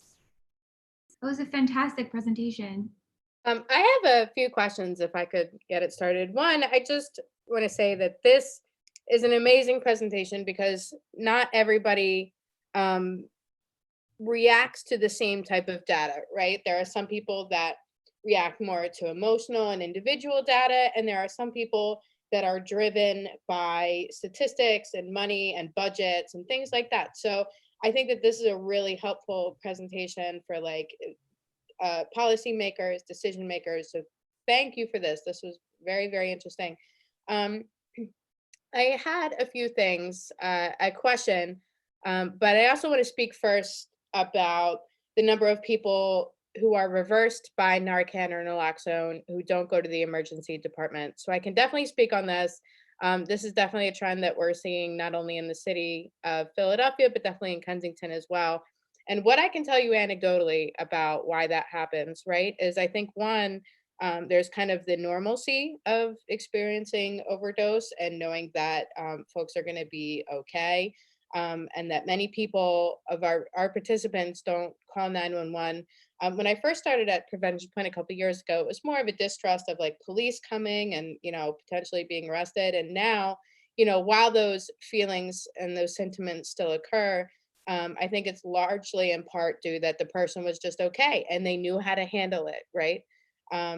Also, I think there's kind of a distrust in the medical community. Some of the EMS who respond to overdoses can be a little bit rough, and that speaks to other problems, right? They should be also getting the mental health care that they deserve as EMS workers working in a very tough area. You know, when we reverse overdoses, a lot of our folks just come into our drop-in center and hang out for about an hour or two, because when you go to the hospital, then you can't go and use after the naloxone wears off, you're treated poorly. So I think that there are a lot of reasons for that, and that is being looked into by the city. What I wanted to know specifically is what the mortality seemed to be a large number in this graph, and I'm going to screw it up because I think a lot of people had gotten excited about it. Your Sankey graph. What is included in mortality? Is it like cost of burial or cremation, or like, you know, what's included? Because that seemed to be the largest swath of financial burden. Yeah, so that's a great question. I'd have to look back to the methodology, but I'm looking here.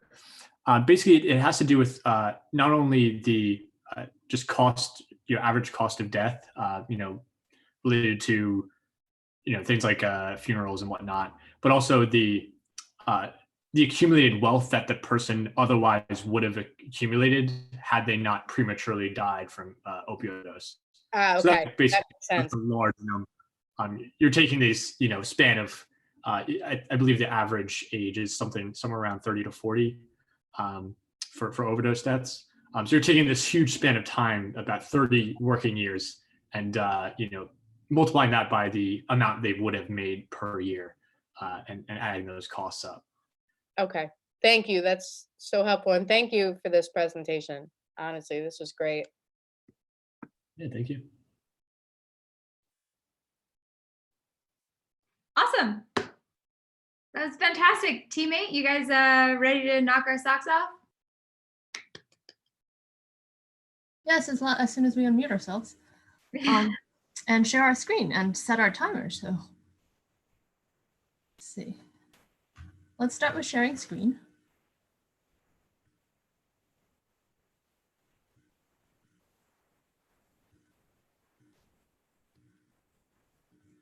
And presenting.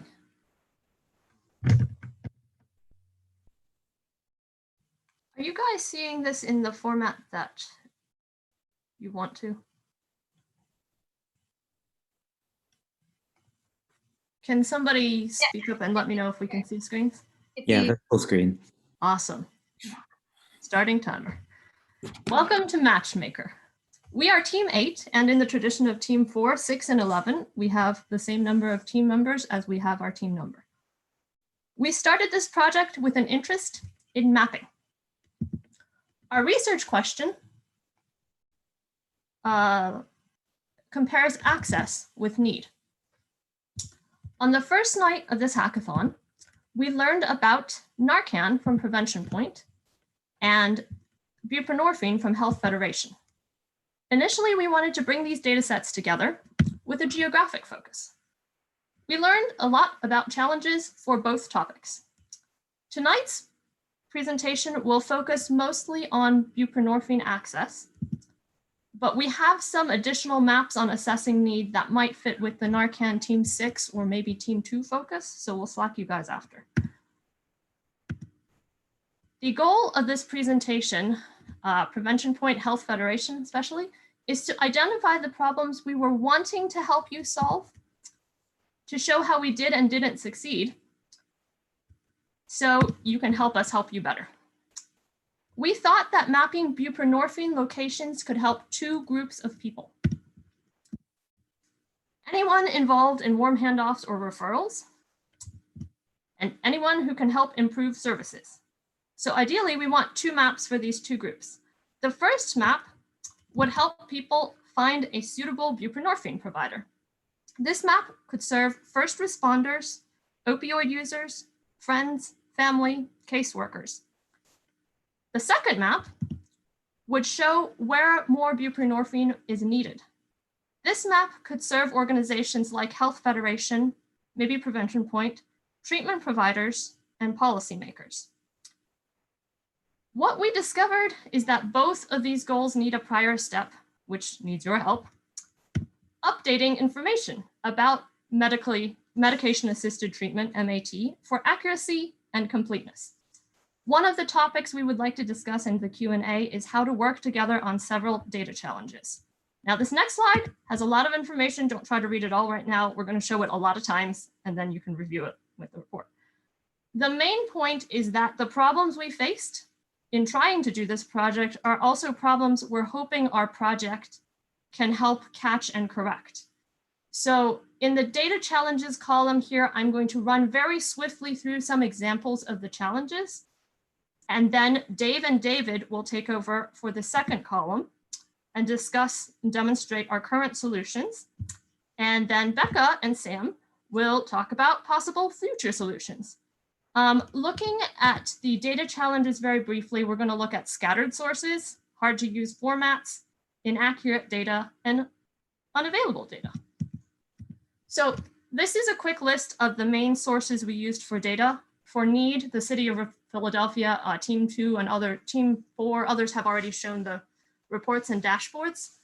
We've also started looking at census data. On access, we have a number of buprenorphine listing sources, and then the Health Federation intern Anya's research notes about local health centers, federally qualified health centers on the Health Federation website. Data challenge, this is just a brief illustration. If you want to find a buprenorphine provider online, you can open 6 or more tabs and have scattered sources with great but incomplete information. So those are the maps we get from those 3 sources. Another data challenge, How do you handle inaccurate and missing data? If we want to talk about buprenorphine access and where there isn't enough, we need to know where there is stuff and how many waivers there are. On the question of where, we discovered that addresses have various problems, including typos. This example here shows that a provider who practices on Elmwood Avenue had his information in the SAMHSA database as Elwood Avenue. So we'd be sending people a 20-minute drive away from where they actually need to be. Other problems include addresses that are residential. We don't want to send people to the provider's home, and addresses that are simply out of date. We found at least one person who's moved to Ohio, but is still shown as practicing in Philly. On the how many, there's simply uncertainty about waiver numbers, both how many people currently have and how many they are or are not using. Another data challenge is a visual one, and I think we've done a pretty good job here. Here we can see that we have great maps of different things, but it's hard when they're separate maps to see how they compare. And also we can see census tracts in the middle, zip codes on the left. The data sets are organized differently geographically, and then how do we compare those? So having looked at the challenges, Dave is about to take over and explain how we centralized stuff, how we digested some data that was unusable into usable formats, and then some maybe examples of information problems to fix. Dave, it's all yours. Thank you, Justine. Sure. I'm Dave Slinger. What we focus on as the solution that we worked on was aggregating a lot of this information into various layers with a Google map that then could be utilized for those kinds of challenges that Josephine brought up. There's layers that we have from that census tract data that has the outside, and I should clarify that this is from the Philadelphia Department of Public Health. They release different PDF reports by census tract of the number of outside and also inside fatal overdoses. We found this information. It wasn't available as a spreadsheet form, but that we manually were able to transcribe it for each census tract, and what are the numbers associated with each.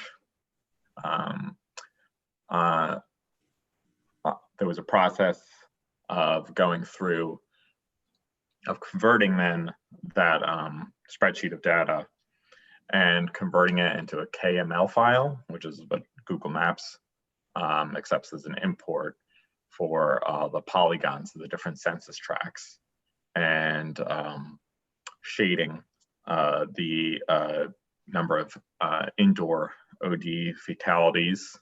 And also when you click on the census tract, there's info on the outdoor and total OD fatalities as well. This is shaded by indoor, but that, sorry, I think Josephine switch back. Sorry, I was going to create the map for you. But. And I think your logic in doing the indoors was a good one. You mentioned that people who die indoors are likely to have lived in that area, and so it's a pretty good proxy for residential usage. And we could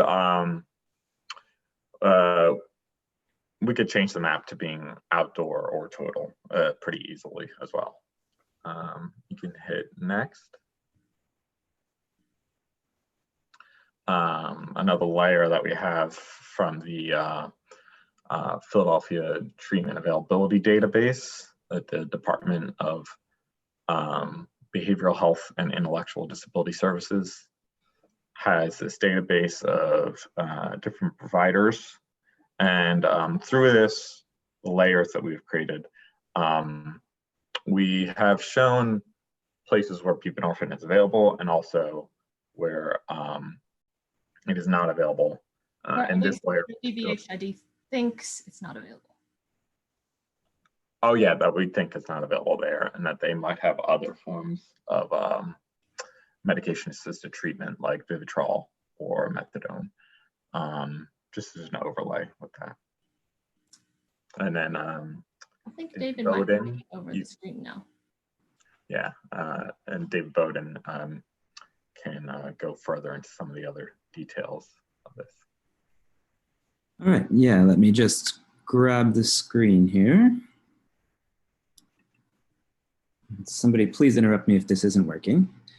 But here is the custom Google map that my teammates were just mentioning. So I'll kind of show what happens as we turn these layers on one by one. But first we have that indoor overdose fatality data from the city of Philadelphia. So the darker blue areas show areas with higher numbers of overdoses. One thing to note is that this map is interactive. So if we click on a census tract, we can see the estimated ranges of the number of fatalities. So in this area in Kensington, for example, the city estimates that there were between 33 and 53 indoor overdoses. And then we can start to see the patterns of access relative to the locations of these overdoses as we turn on more map layers. So this was the City of Philadelphia treatment availability database that Dave just mentioned. So again, the stars represent centers that have buprenorphine. The diamonds represent centers that have other kinds of MAT. We can turn on a layer for the buprenorphine providers that was provided to us by Code for Philly. So this was the HF providers data. And so these are color coded based on the number of buprenorphine licenses that each provider has. We also have the HF programs data that was provided to us through the hackathon. And then we also have the federally qualified health centers that was collected by one of the Health Federation interns. And so there are a few nice features of this. One is that if you click on any of these locations, you get a little bit of information. So it pulls up the name, the phone number, the address. If you click this navigation button up here, you can get directions to that provider's location. And then the other, I think, useful thing about this map is that it allows us to sort of compare access to MAT relative to the amount of opioid activity in an area that's implied by the number of indoor overdoses. And we can see that, there are some areas that seem to have pretty good coverage. So, Kensington is obviously a big hotspot, and there are a lot of providers in that area offering some form of MAT. But there are other parts of the city that have lots of overdoses and not so much coverage. So one place to highlight would be this area in South Philly over here. So, these neighborhoods have quite a few overdoses, somewhere between 27 and 36. There is a fairly qualified health center over here, but as far as we know, they don't have MAT. And then there are a few other areas in North Philly, like this area in Tacony up here, where there do seem to be some providers in the area, but I think it would be worth looking at whether access is sufficient in some of these neighborhoods. And as Josephine mentioned, this is sort of our master map that is sort of intended for research purposes, but we will also be passing along a more simplified version for people who are just looking for the nearest resource in their area or their neighborhood. And we'll also pass along some documentation on how to create and update maps like this. And one of our reasons for using Google Maps is that it's a relatively simple technology that doesn't require a lot of technical skill to update. So that's sort of how the map works. And then my colleague Becca will talk a little bit about our next steps in this process. So right now we have the map as it stands today with these layers of data that we've created. And we kind of, as Josephine mentioned, see it as helping to begin to solve two types of problems. So helping people that are making referrals to MAT programs find those. So helping a patient or potential patient where is the nearest MAT program to where they are right now, or where is the closest MAT program to where they live. So helping with that, as well as David was showing you, helping Health Federation or Prevention Point identify neighborhoods that have a high amount of indoor overdoses, but may not have that many MAT providers. So maybe a need of more providers.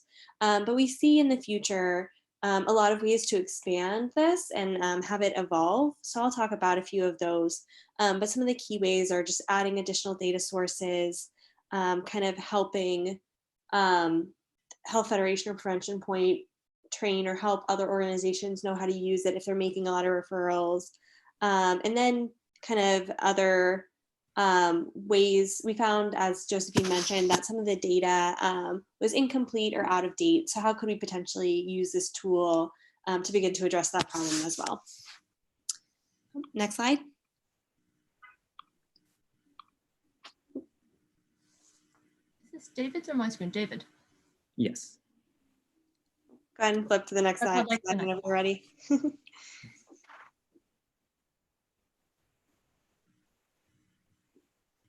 We can see your, we're viewing a web browser screen and you're on, oh, there. Could you go to slide 20?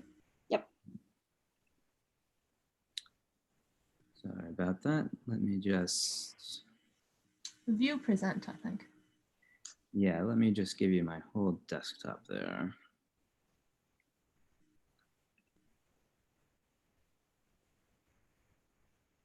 How's that? Perfect. So we kind of, as I mentioned, see this tool kind of being able to be used right away.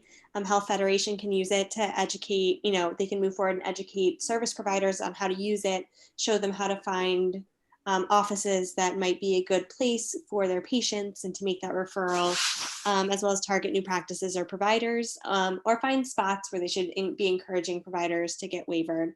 But then the second set of options or ways to expand this tool kind of lend themselves well to potentially a continuing Code for Philly project. Yeah, so some immediate priorities. We'd love to add a way for physicians and practices to update their information within the tool.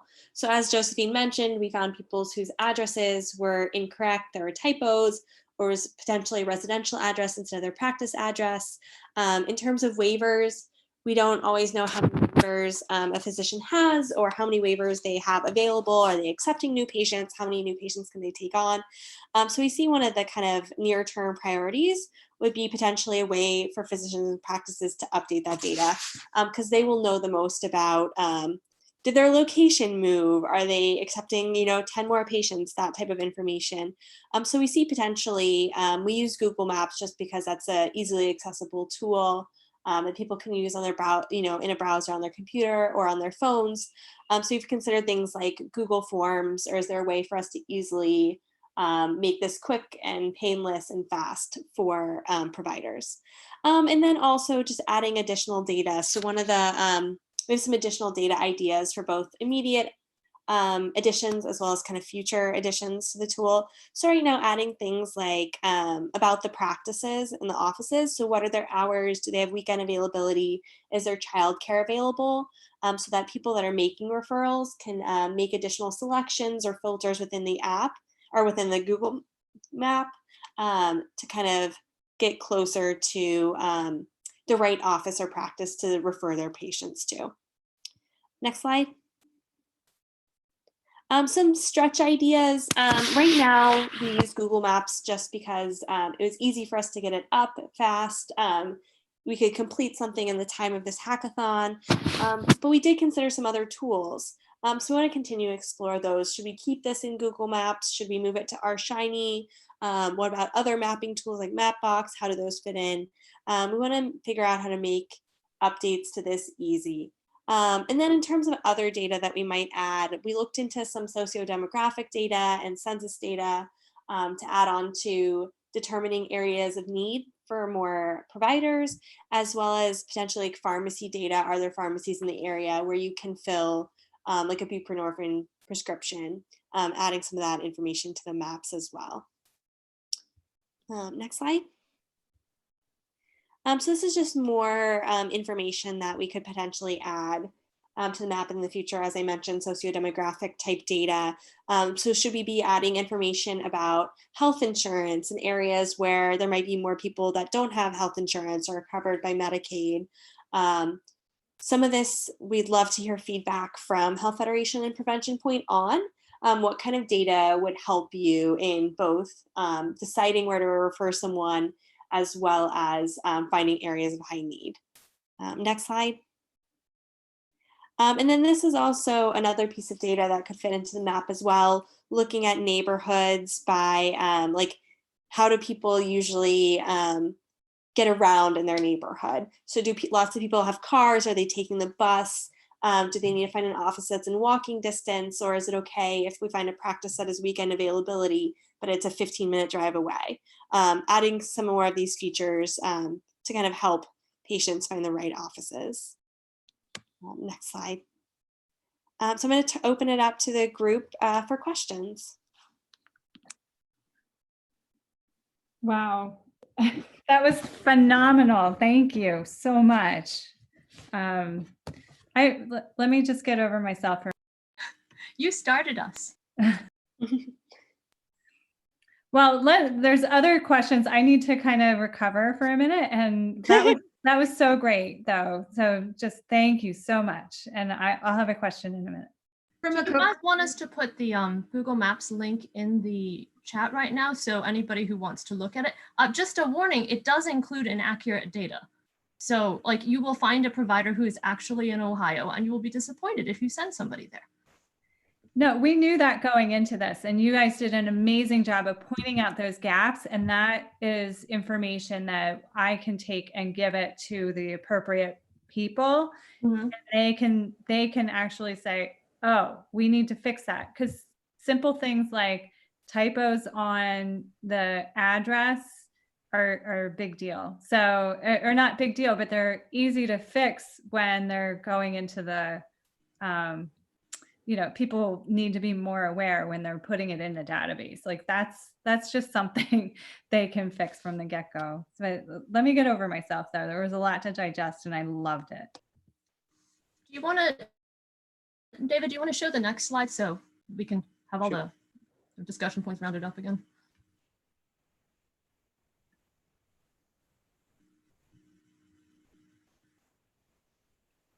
So for us to push this into a place that is accessible to multiple individuals who are trying to refer someone, what would you think is the best method of doing that? And do you, as this might be a leading question, do you think that it could be a Code for Philly project? We would love it. Well, I don't want to speak for everybody. Some of us would love for it to be a Code for Philly project. And my question is to Catherine is, could Health Federation sell use of that? I don't know that we would sell it. Get people to use it. Yeah, I mean, just today I had an inquiry from a hospital in Northeast Philadelphia, and they said that they're not providing take-home buprenorphine after people are in the inpatient care because they have not connected them to any outpatient resources. And I was like, oh, great. So, you know, the need for this information is absolutely there. I don't know that I would sell it. This is the kind of capacity building that I don't see the need personally to own, and I don't think my agency would see it as well. I think the city would be very interested in seeing what you've already done, and they might have additional data points or information that they'd be willing to share with us at this point. Yeah, if you know specific people who want it, we'd be happy to connect with them. But like in that upper right-hand corner, the Department of Health and Behavioral, sorry, I forget what DBID stands for, but that department, they're the ones who provided the treatment availability database. And it's like, well, if they would like to have more, they're also smart. Theirs is a PDF. And your intern said that in many situations, having a printout might be helpful for certain people. Mm-hmm. And so the fact that they print a PDF every 2 weeks, if we were to feed them more data to include on the PDF, maybe it would be helpful. Mm-hmm. Yeah, I think so. I think we would have to get that would have to be a conversation before it happened, or maybe multiple conversations kind of up through the chain above my head. So I mean, I can get that ball rolling, but I would not be the decision maker for that. But I agree that that would be helpful.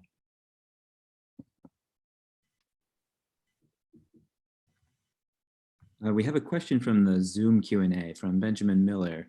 Were you able to generate or find any statistics about the distance between the location of overdose events and MAT outpatient providers? Or if not, could the tool you produced be used to find such statistics? So if Sam is Sam on, offered this several times, didn't he? yeah, so I don't know if Sam is on mute, but yeah, I think we have all the data we need. It would just be a matter of running those calculations. So that would be something we'd be thinking about in the next week for our final report.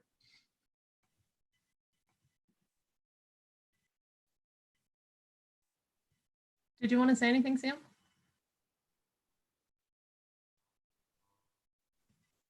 All right. That was phenomenal. Thank you. That was so good. And I'm sure that was very, very welcomed from health federations, exactly what they were asking for when we initially met with them. And so last team, you ready to knock our socks off, like really finish this with a punch for all those YouTube live viewers who've been sticking with us for 2 hours? Yeah, absolutely. Thanks everyone for sticking around this long. Let's see if I can share my screen. Whoops. All right, can everyone see that? Yes. Okay. So hello everyone. I am Pete. I am presenting on behalf of Team 11. And our main group idea was visualizing the inside journey of recovery from opioid use disorder. And this is my great team here: Sylvia, Vince, Alyssa, Spriya, Adnet, Selah, Ben, Laura, Jessica, and Catherine. And so our motivation in this project was to highlight the process and the barriers of the recovery process, and as it relates specifically to individuals. There are definitely a lot of other key players and factors outside of the specific individual that's going through the recovery process that affects the recovery process. But we really wanted to look at what it was like for those people going through that process, and help explain what that's like, and ultimately create a tool to build empathy. And this was really spurred on by our conversation with Ramon Cruz, which we had during the first weekend hack. Ramon was a formerly incarcerated individual and had a really circular relationship between mental illness and addiction.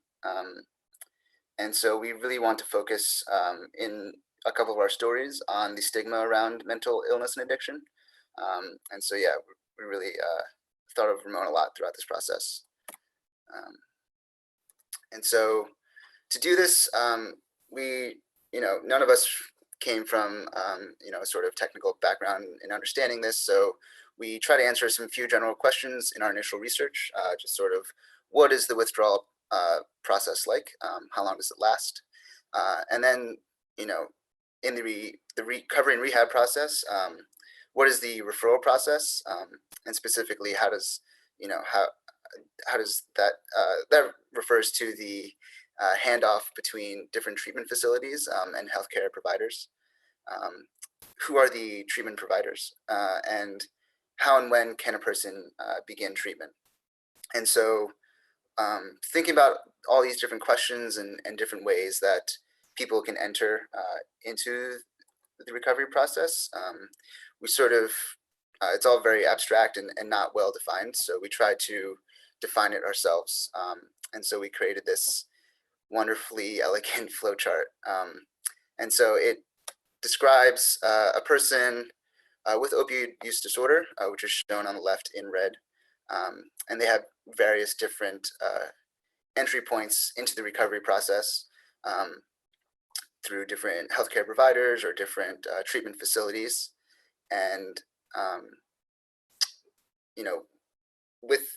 from each step of the process, there are different ways of going to the next stage in that process, and ultimately reaching the different treatment, medically assisted treatment or treatment methods for sustained recovery, which are shown in green, sort of at the bottom and at the right. And so, yeah, definitely I encourage you guys to check out this flowchart if you get a chance. I know it's might be small on your screen, but it was really helpful for us to understand what this process is like.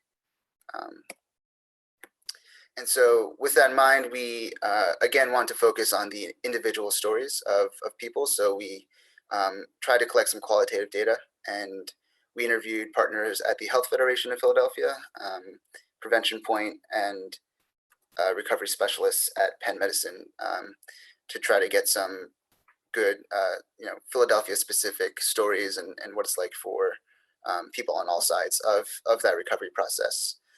As well as we found some more specific recovery stories online.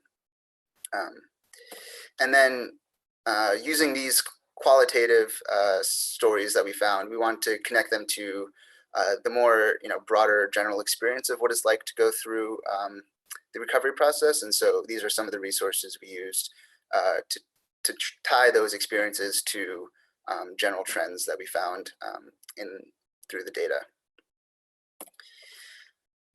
And so here are some of the recurring themes that we found throughout our qualitative surveys. Every recovery path is unique. People have different reasons for wanting to enter into recovery, different substances that they want to recover from. There are different points in their lives. They have different socioeconomic statuses. And so, we again really want to focus on the fact that every path is unique. And so the next one was the role of relapse in recovery. We know, relapse can occur, but it doesn't mean that recovery is over. And it's definitely, a lifelong process.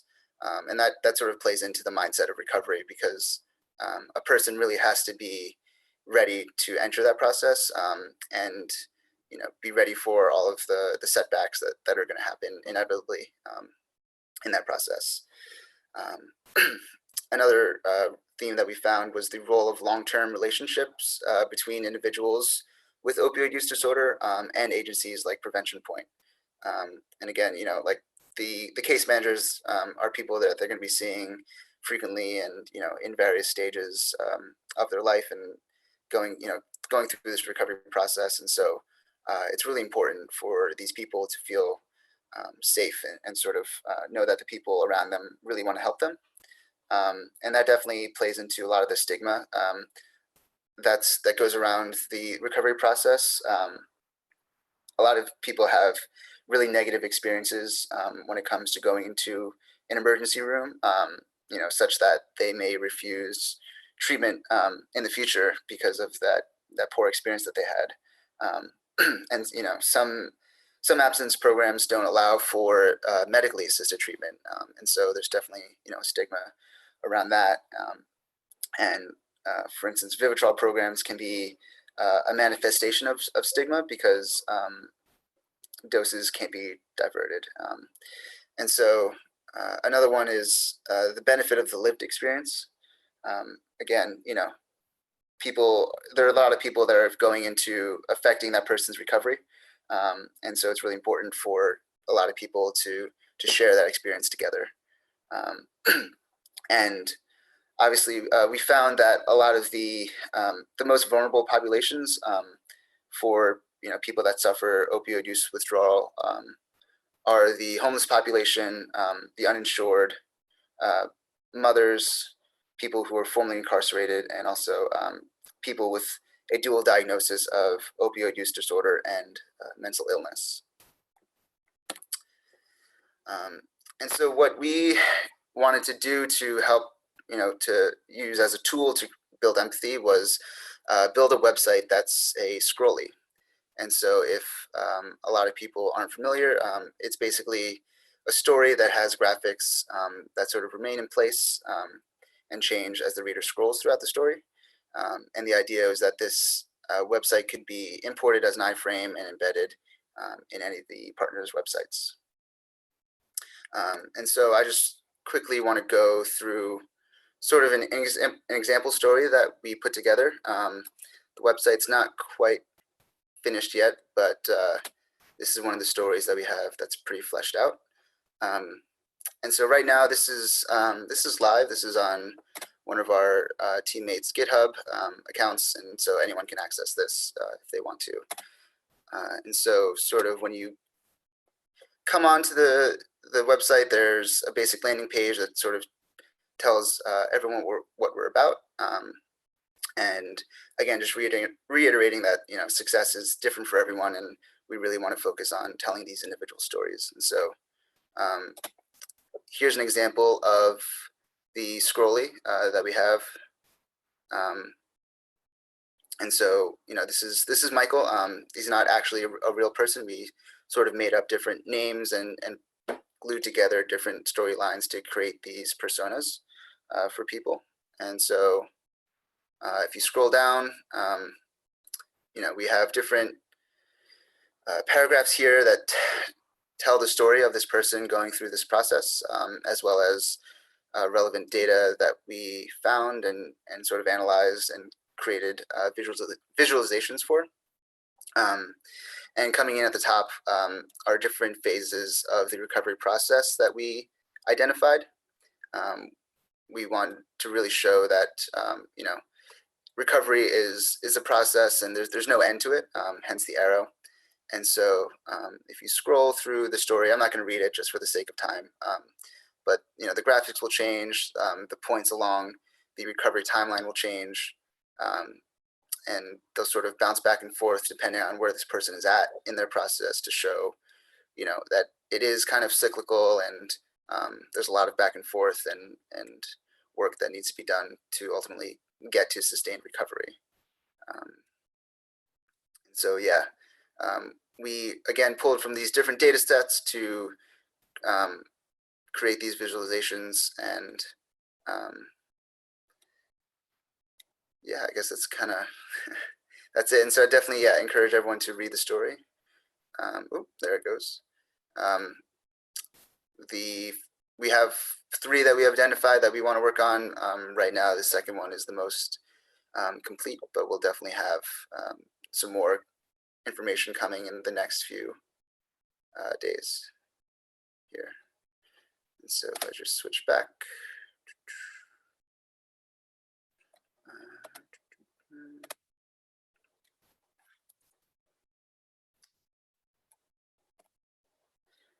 And so, yeah, we just wanted to give a special thanks to all these people that we interviewed from our different partners, as well as you know, different resources that we leaned on for information and sort of general understanding of this process.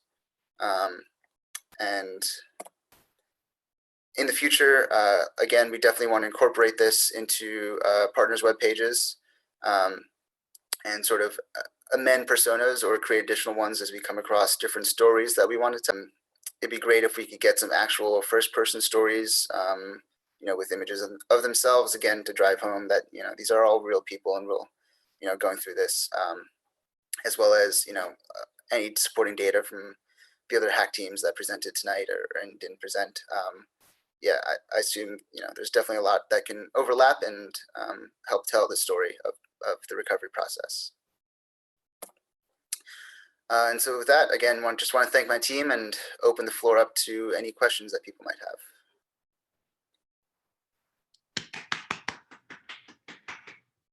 Wanted to make sure you got your applause. That was wonderful and so perfect, and what a great way to end the presentations. Does anybody have any questions for the team?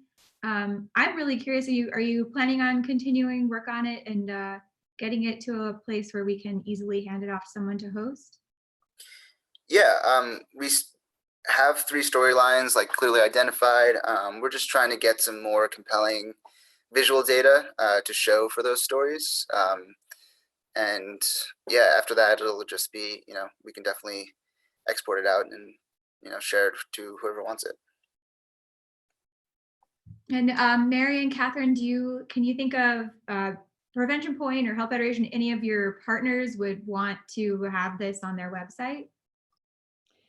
Yes, I do.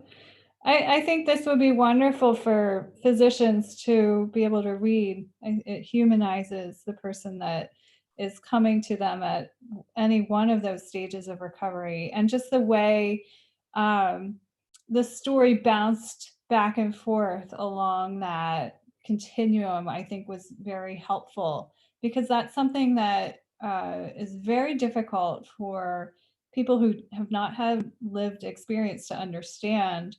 And often, physicians like to fix people. They like people to take medication as prescribed and do what they're told.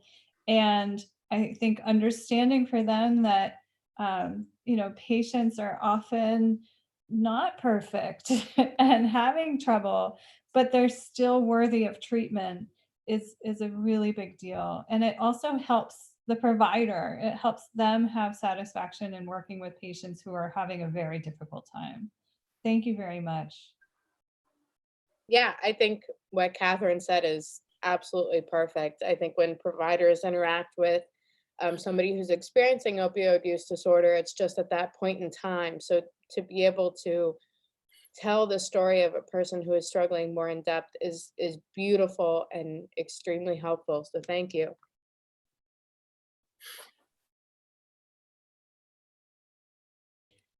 I think if I were to add, oh, sorry. Oh, no, please, Catherine. No, not at all. This is your chance. I would also love to see a physician story about working with someone who has been along that continuum. That might be also something I would want to be able to portray, because many providers change their perspective about treating people for a substance use disorder. And it's a compelling story to other providers. It does build empathy, and it does make them realize that providing medical care is their job. This is a population that unfortunately, many physicians do not want to treat, and that needs to change. So, Excellent. Thank you, everyone.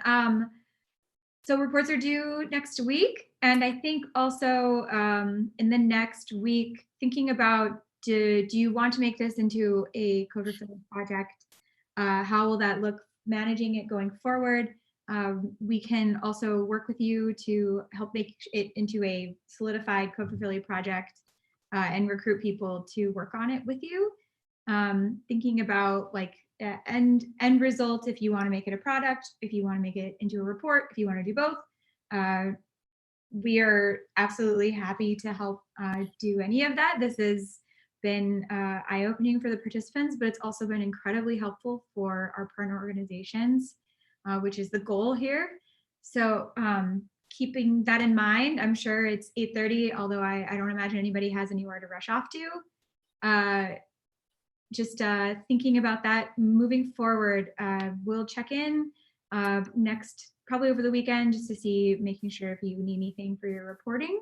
And I think that's pretty much everything. Have I forgotten anything? No? Okay, cool. I probably have, but we have Slack, so I'll just talk to you later. So I'm going to end the meeting and we give Mary and Catherine, if you want to reach out to specific teams, or if you have specific asks after the reporting of, you wanted their presentation or you wanted a specific visualization, we will maintain, we're easy to access. So we will make sure that you can get a hold of anyone on the teams. So awesome. And everyone have a great evening. thank you. And also, thank you all. AT&T and CompassRed, thank you so much for making this happen too. We definitely thank you for being amazing and organizing all of us and putting up with all of our questions and answering us in like 2 seconds on Slack. You're the best. Honestly, like in this point of time that we're in right now, taking a step back and realizing that this is our community, that people step up. It's just good to remember. Oh, you're going to make me cry. That's beautiful. So I will be seeing you all very soon, virtually or in person.